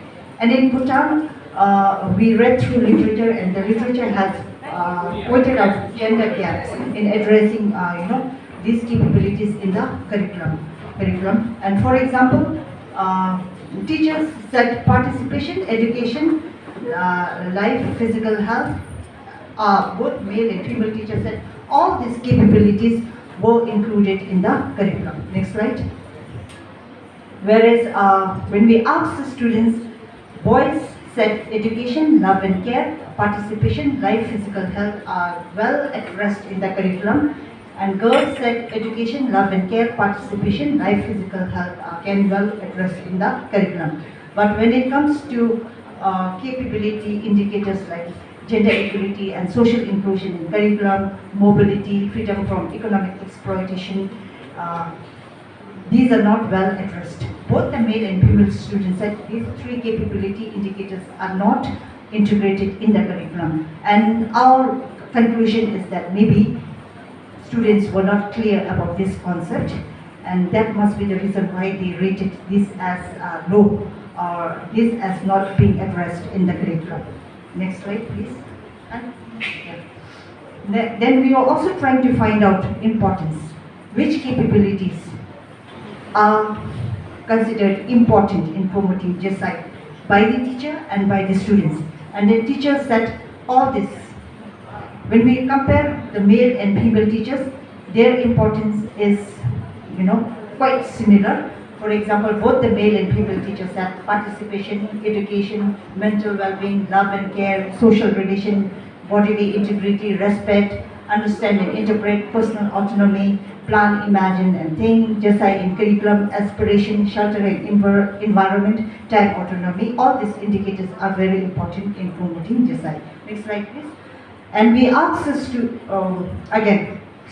in terms of lowest ranking, teachers said nutritional well-being is not important, mobility is again not important, leisure activities is not important. So again, if you compare the male and female teachers, they said the same thing.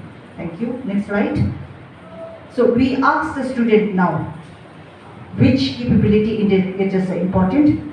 Boys said life, physical health, love and care, mental well-being, respect are important. Whereas females said respect, love and care, gender equality and social inclusion in curriculum, bodily integrity was ranked 4th. So these are important. So when we compare this with the literature, it says creating spaces where students can thrive socially and academically is very important. And at the same time, when it comes to importance, there is a noticeable divergence in terms of importance. For example, respect was rated very high by girls, whereas boys feel physical health should be the most important capability indicator in promoting genocide. Now, if we look at the lower ranking, boys said personal autonomy, freedom from economic exploitation, mobility. Girls said spirituality, time autonomy, and mobility as not so important in promoting genocide. They were rated the least importance. Next slide. Then we also looked at what are some of the resources. Amartya Sen talks about importance of resources in promoting gender equality and social inclusion, at the same time in ensuring well-being of the students and well-being of everybody, or well-being of the citizen. So we also try to look at some of the resources that is there in the schools. And according to the teachers, they said the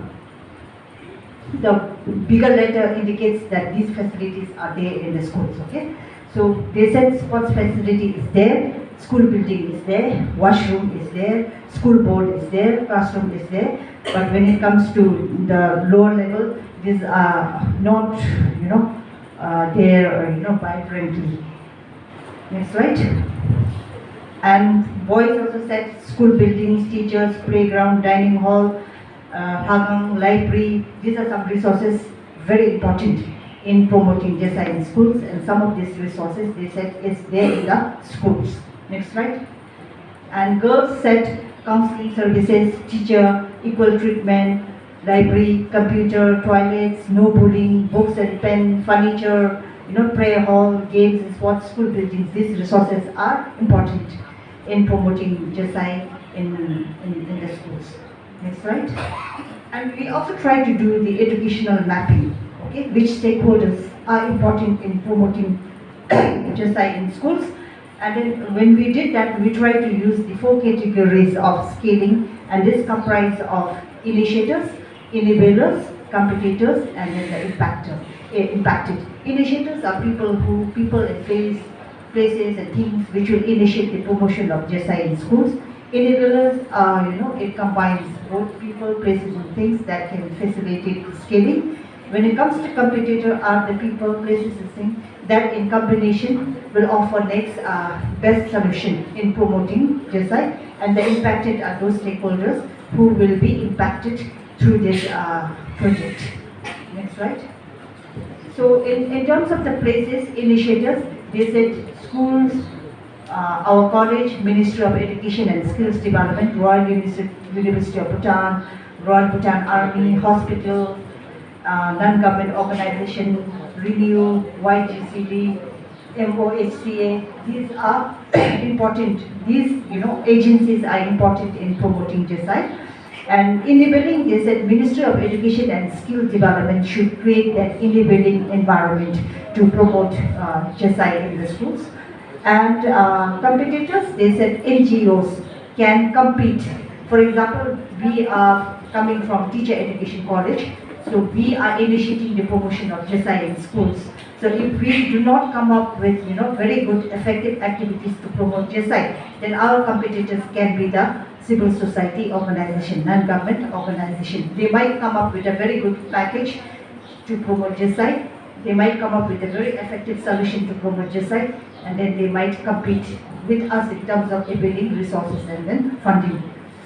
Then in the beneficiaries, they said schools, colleges, Ministry of Education, and the whole community will benefit out of this project. Next slide.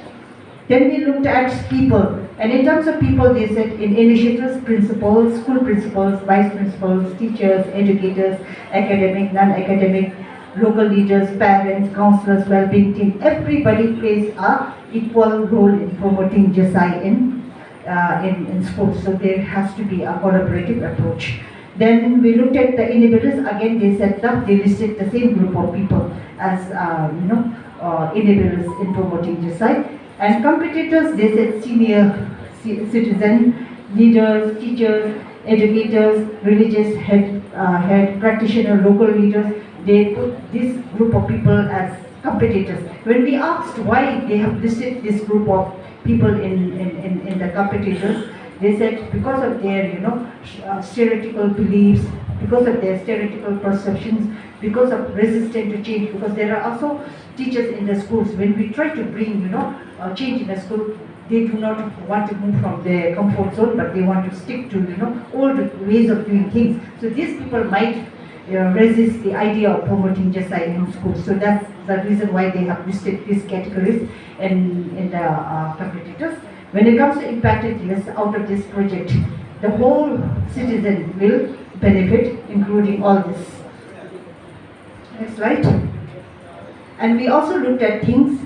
Then in terms of things, the teacher and student participants of this project, they did not specify anything. And in terms of enablers, they said a program like gender equality, LGBT program, can act as enablers. They also said SEN policy can also act as enablers. Then in terms of competitors, again they said if you do not have infrastructure, if you do not have resources, if you do not have facilities, this might inhibit the promotion of JSI in schools. And then impacted in terms of things they did not specify. Next slide. So in conclusion, I would like to say students prioritize respect, love and care JSI in curriculum as important in promoting JSI, whereas mobility, freedom from economic and non-economic exploitation was not prioritized. This could be because, as I said in the beginning, they did not have a good conceptual grasp on these terms. And in terms of, we have also developed JSI based on the situational analysis. We have already developed the gender equality, social inclusion transformative tool, and this will be rolled out soon in the schools. And based on the baseline data, findings from the baseline data, we are going to devise the intervention, we are going to devise the activities that will help, promote, help scale JSI in the schools. And in terms of limitation, this study is conducted only in Samsi Dzongkhap with 5 schools, so that is sample size is our limitation. Then we were also thinking in scaling this project further, we will try to include more schools. Next slide.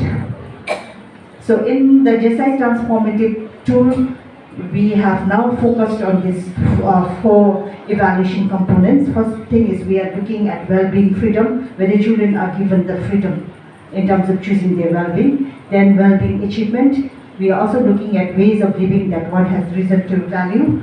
We are also trying to look at agency freedom, freedom to pursue goals with influence beyond oneself, and that one has the reason of value. And we are also trying to look at agency achievement, achieving goals with influence beyond oneself, and that one has reason to live. And then the matrix that we have devised for our item is number 1 is in terms of well-being freedom, whether the children are able to choose their aspiration, choose their value, and whether the children have the right to pursue their career further or something like that. Then whether the children have the right to choose to. The next one is whether the children have done or have chosen to do this or that. So these are some indicators that we have used for our items to measure, JSI in the schools. Next slide. So I think this is all I have. These are my references. Thank you.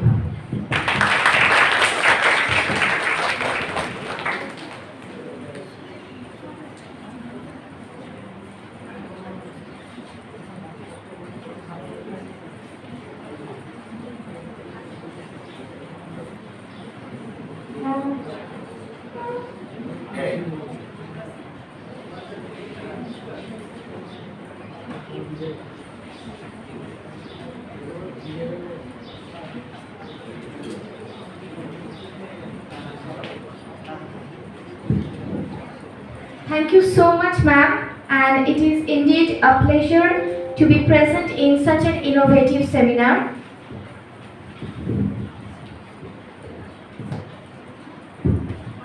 Next, it is our great honor to welcome Sir Kunjan Gelshan, Dean of Academic Affairs, Samsi College of Education, Royal University of Bhutan. He is the Chairperson of Social Studies Subject Committee and the Vice Chairman of Geography Subject Committee of Royal Education Council. Please welcome, sir. A big round of applause for him.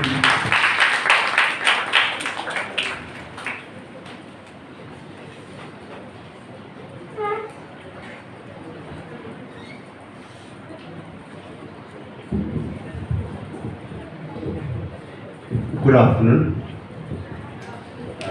At the outset, I would like to thank Ananda Chandra Training College for giving us this opportunity. And I would like to welcome all of you to my presentation on the impact of gender and inclusive pedagogies on students' participation in learning achievement at the secondary schools during the pandemic and beyond. And I think the focus is on the gender and inclusive pedagogy. It is not gender inclusive pedagogy, just gender inclusive pedagogy, but gender and inclusive pedagogy. Can you see it? Yeah, next. Yeah. So this is cross-cultural experimental study implemented in Bangladesh, Nepal, Bhutan, Timor-Leste, and Vietnam since May 1st, 2021 to December 2024. So can you go to the next? Yeah. So this is the overview of my presentation: study background and the context, research objectives, mode of training, participation information, methodology, results and findings, and then finally limitations and recommendations. Next slide. Okay. So as I mentioned, this project was implemented in 5 countries context since May 2021. This project was funded by GP, KICS and IDRC, and then the project was led by Institute of Education and Research, University of Dhaka, Bangladesh. So the 4 constituent countries include Bhutan, that is Samsi College of Education. Can you go back just a bit? Yeah, so Bangladesh, IER Bangladesh as a lead institution. Then from Bhutan, Samsi College of Education was engaged. Then National University Timor-Leste, Vietnam Institute of Education Sciences, and then Nepal Tilburg University. So these 4 institutions plus the lead IER. Next, please. So these were the objectives: identify changes in teachers' attitude, efficacy, and practice towards gender and inclusive pedagogy. Next, please. Examine the extent to which students' participation in learning achievement are impacted by GIP approaches during the COVID-19 pandemic and beyond. And then analyze the impact of GIP approaches on students' participation in learning achievement based on gender and other backgrounds during the pandemic and beyond. And finally, to suggest a sustainability mechanism of GIP approaches at the country and the regional levels. Okay, I think it's important to give a big background. I mean, it's generally perceived that there is no gender inequality in the country, in Bhutan. If you look at the population, it's, the female population accounts for about 47, where male population accounts for about 53%, if you look at the estimate based on 2024. But the gender gap index, if you look at, 0 points, ranking of 126 of 146 countries in 2022, next. And then if you look at 16.5% of parliamentary seats are held by women, an increase from 13.9 in the elections in 2022. But if you look at, see, as I said, if you look at the population, it's 47.53. But if you look at the percentage of representation in the parliament, it's just 16.5. Okay?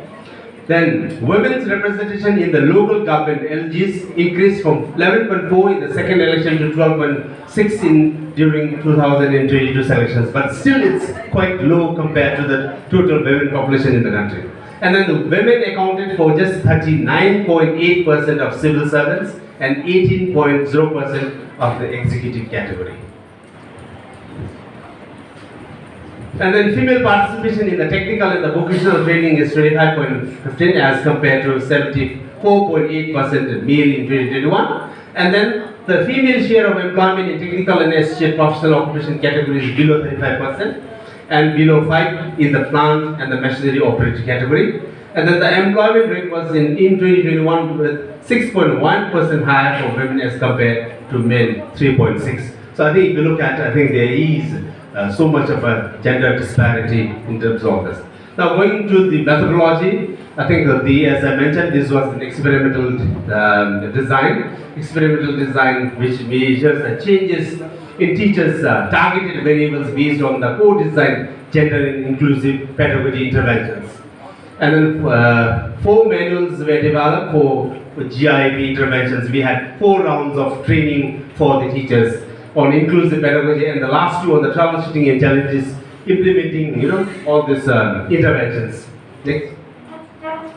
And then the data collection techniques, we had a teacher survey and interview conducted. Then we also had a focus group discussion with the students, and then we had classroom observations in the schools.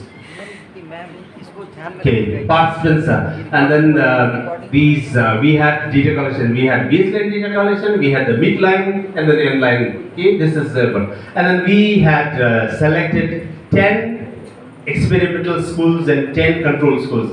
Bhutan is divided into 20 districts, so we took one school from each district, and we made it sure that we had 10 urban schools and 10 rural schools, so as to ensure that there is no biases in that. And then these were the total number of participants for the study. Next. Plus, can you go to the next? Okay. So school, baseline and the end line composite mean of the school infrastructure for the control and the experimental schools. If you look at, yeah, can you just click on?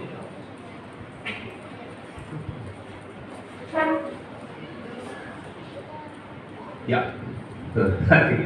Okay, if you look at the control, so we had 10 control schools, we had 10 experimental schools, and then if you look at the infrastructure between the control and the thing, if you look at the composite mean, I think yes, there are there's slight increase in the composite mean, but if you look at the significance, it's not really significant, maybe because I think the interventions that we used were not really effective because some of the interventions had to be done online. When we had 4 tiers of training, 2 tiers of training had to be done online because of the COVID-19 pandemic. So that's why if you look at, there is improvement in the school infrastructure, but I think there is no significant improvement in the infrastructure. Next.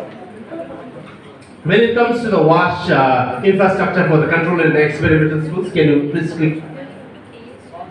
Once again, yeah. So if you look at here, there is no significant difference. Though there is a slight improvement in the WASH infrastructure, there is no significant difference in terms of the WASH infrastructure as well. Yeah, next. So ICT, if you look at, there has been, in terms of the number of laptops and computers in the school, I think it has increased from 504 to 515. In the control schools, in the experimental schools, it has increased from 483 to 515. And then in terms of the number of ICT labs in the schools, it has increased from 17 in the experimental to 19. Okay, so there has been increase in terms of as a result of this intervention, there has been increase in the number of ICT facilities in the experimental as well as in the control schools. Next. Yeah, you can go on to the next slide. Yeah. So I think if you look at the findings, 100% internet connectivity for both teachers and students. So connectivity both in control and experimental schools. It is noteworthy that students access the internet mainly during the lessons when its use was required, which highlights the strategic and purposeful use of this resource in the educational processes. But I think what is important here is although all schools reported having projectors and computers, the survey tools failed to capture details about adequacy of these devices in relation to the class and the student ratios.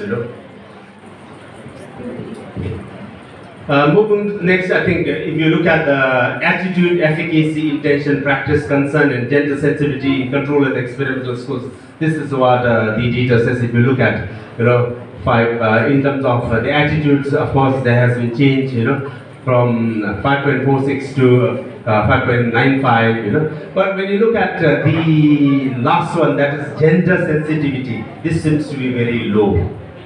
Despite the fact that we claim that there is no gender disparity, I think the gender sensitivity seems to be very low among the teachers, even in the schools. Next. Okay, now coming to the classroom participation.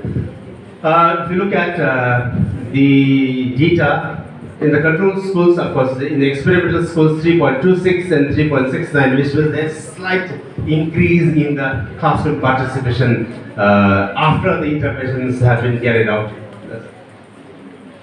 So teachers remark that introvert and non-participating children begin to open up within their circle of friends, even though they are not really participating in a class.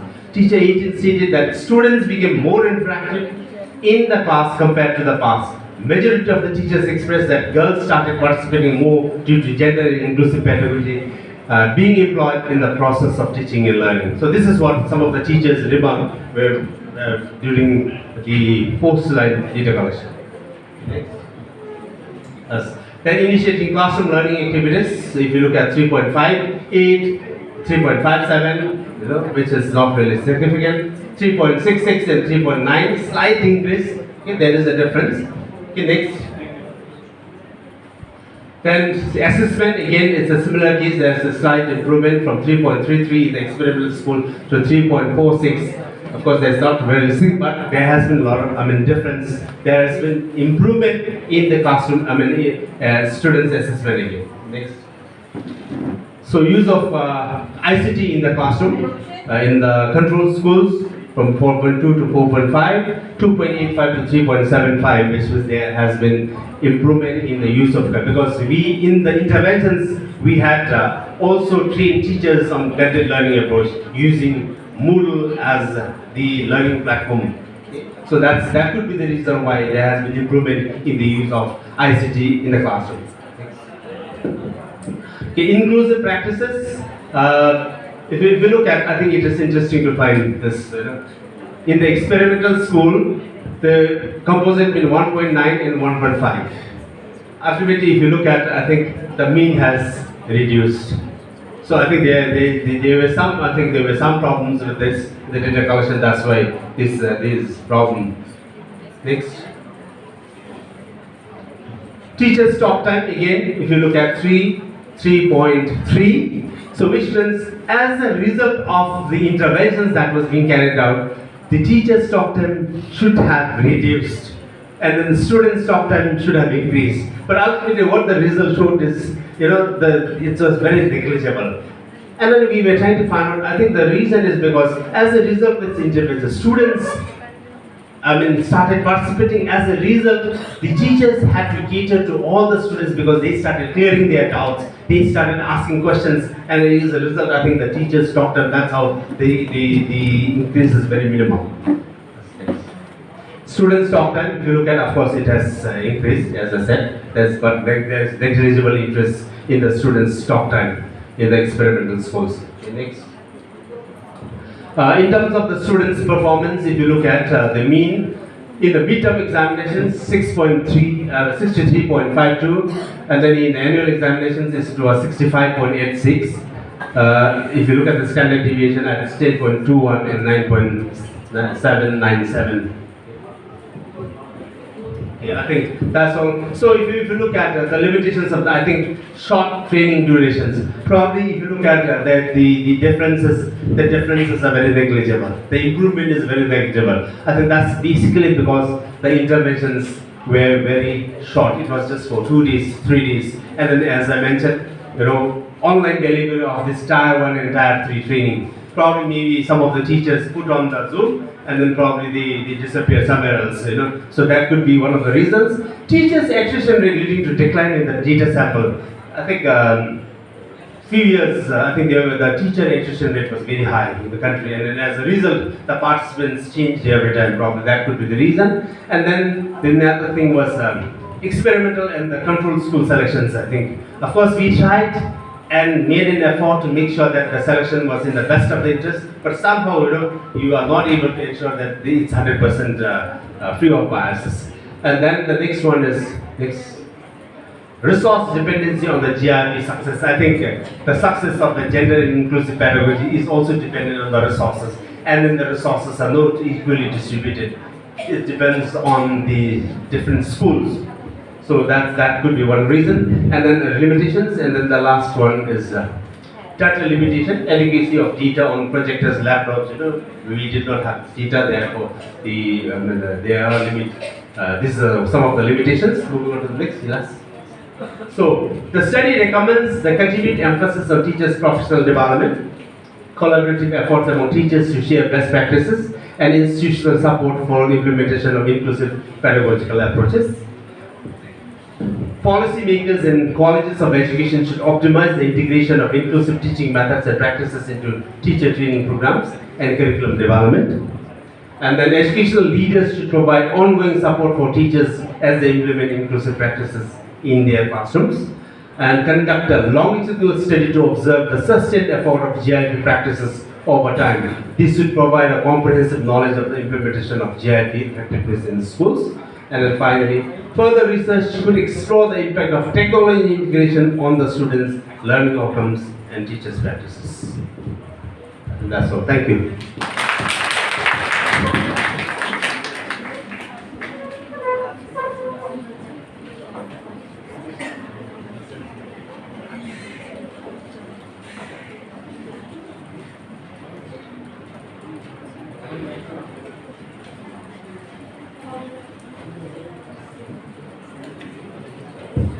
Thank you so much, sir, for your thought-provoking and inspiring talk. Now, we will open the floor for question answer. Please feel free to ask any question if you have, or feel free to share your thoughts and feedbacks with us.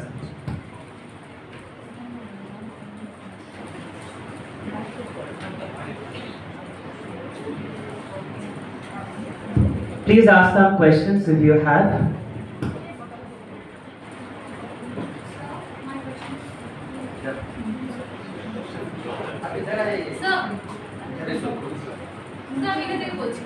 Sir আপনি বললেন যে female labour participation rate যেটা অনেক কম, এবার তার সঙ্গে educational অ্যাটেইনমেন্টের কোনো relation নেই।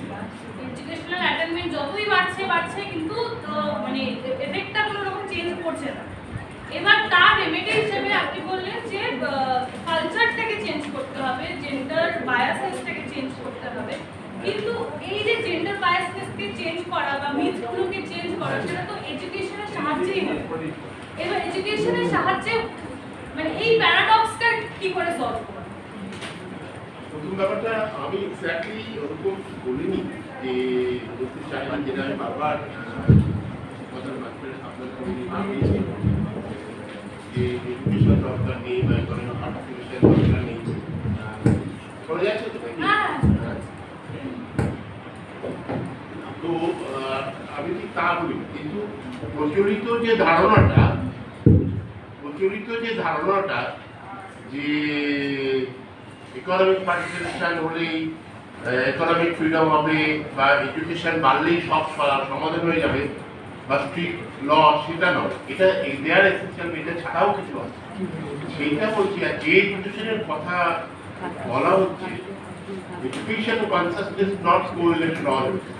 হ্যাঁ, কারণ জেন্ডার ডিসক্রিমিনেশন খুব শিক্ষিত পরিবারে আজ পর্যন্ত একটা বাড়িতে আমি দেখেছি যে শেয়ারিং অফ ওয়ার্ক হচ্ছে, সেটা নর্থ বেঙ্গল ইউনিভার্সিটিতে।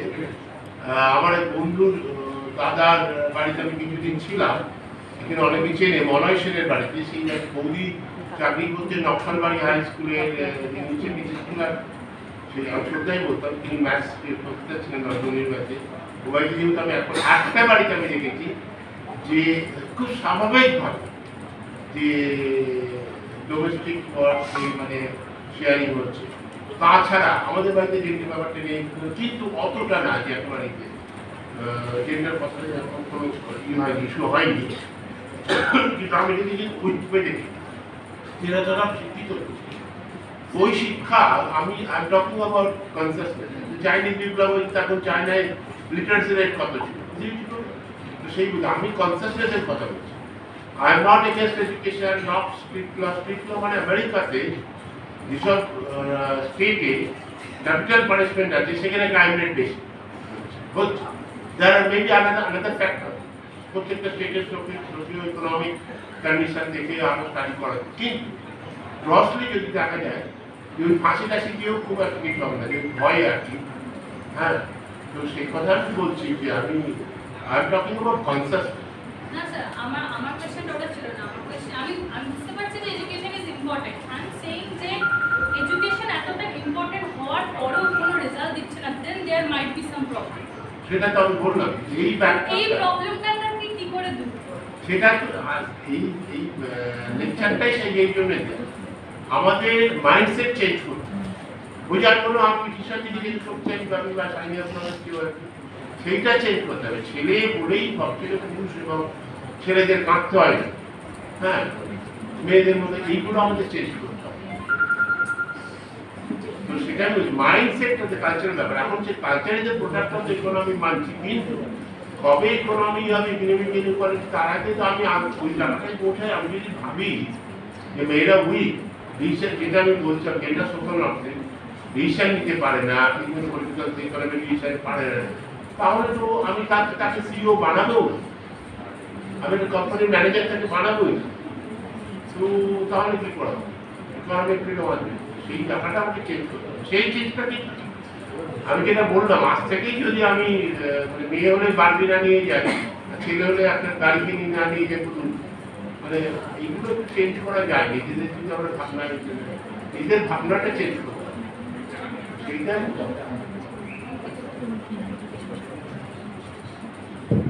Thank you so much. Any other? Yes, sir, please. So my question to all three of you is that out of the 17 SDG goals, SDG 5 talks about the gender equality. After a decade long, the papers or the data which has been published yet, so that doesn't satisfy all the principles. I mean, we are long way back towards meeting the principles of SDG 5. So how do you see United Nations and its activities for next 15 years? This is the first question.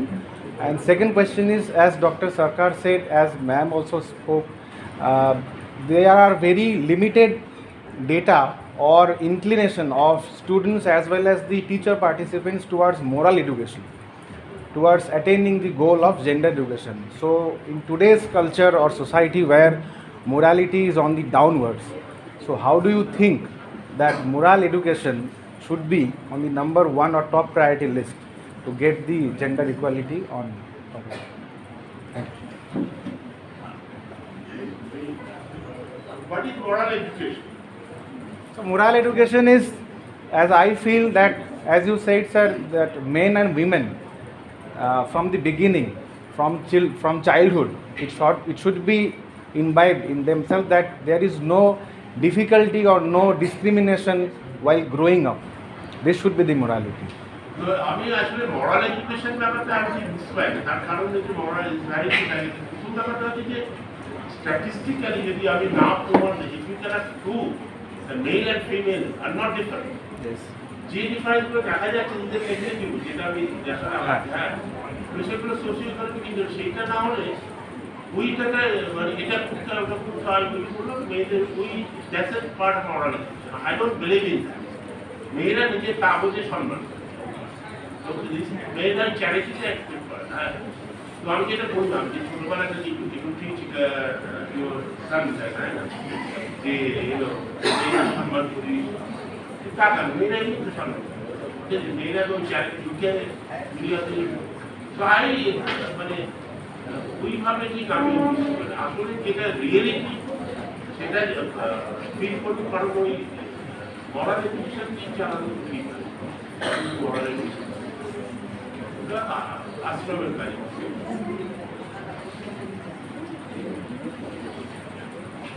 মরাল এডুকেশনে বললো দরিদ্র সেবা করবা, কেন আপনি মানুষ দরিদ্র হবে কেন? ওইখানে একটা করো, একজন মানুষ কেন দরিদ্র হবে, কেন সে খেতে পাবে না, তার হাত পা আছে, সে কেন একটা ঠিকঠাক চাকরি পাবে? মরাল এডুকেশন হচ্ছে দরিদ্র সেবা করা, তাই don't believe.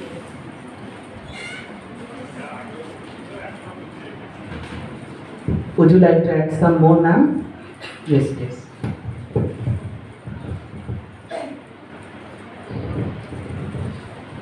I don't know if I understood your first question clearly or not. How do you but see? talking about SDG 5, Yes, yes. gender equality and social inclusion, and how do we see that in the next 15 years, Yes, right? yes. So in terms of India, I cannot say anything, but in terms of Bhutan, we do have gender equality and social inclusion in the country. And then until 2024, there was no inclusion of this aspect in the national policy. But starting 2024, we have included this element as well in the policy, and also. And also in terms of curriculum, one of the research that was carried out by Dr. Sonam Chukri and Madam Newton, they found out that it is not well integrated in the curriculum. That was their finding. and then we have shared the outcome of the situational analysis with the Ministry of Education, and they are very positive about it. They are going to use our finding to refine the curriculum, and then currently the review of the curriculum is happening, and they're going to use that. And with that, I think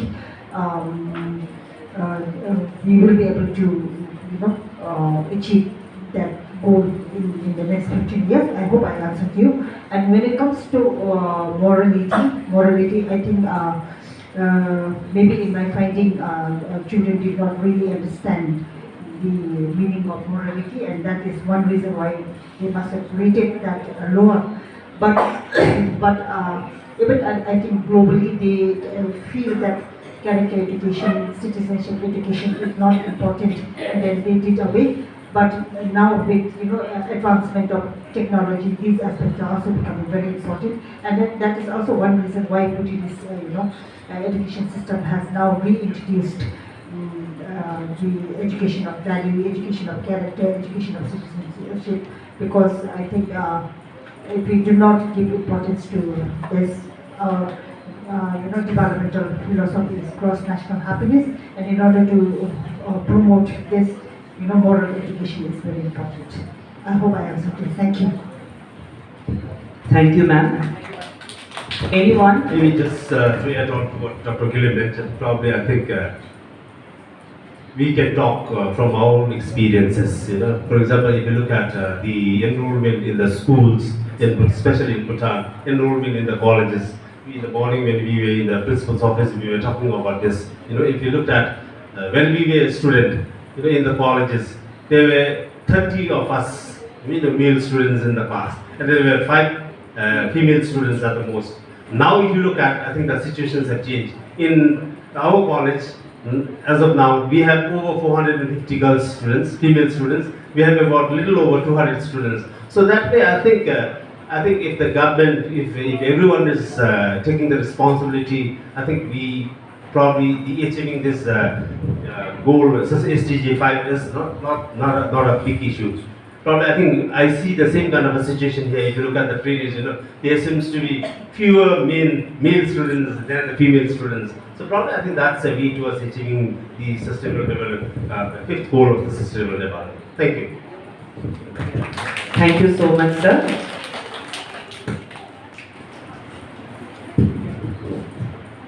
Now, we are winding up the first half of our session. Thus, discrimination lies in every point of life, from birth till death. Our gender roles follow us like shadows everywhere. It's constructed from very early childhood. Even the choice of colors are influenced by this. Pink is considered as the favorite color of girls, and boys hardly use them. Similarly, cars, cricket bats, footballs, and other outdoor sports equipments are gifted to a baby boy, whereas cute soft toys, Barbies, are regarded again as a girly stuff.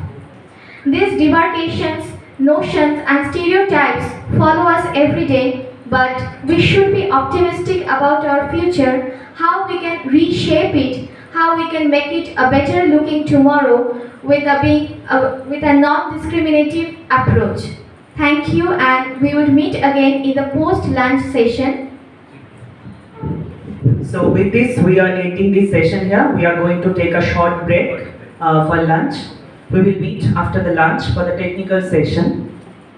At 3 p.m. we will meet here. All the esteemed guests, resource persons, and registered participants are requested to meet at room number 4 for having lunch, and all the current trainees are requested to have their lunch near the newly constructed buildings. Thank you so much.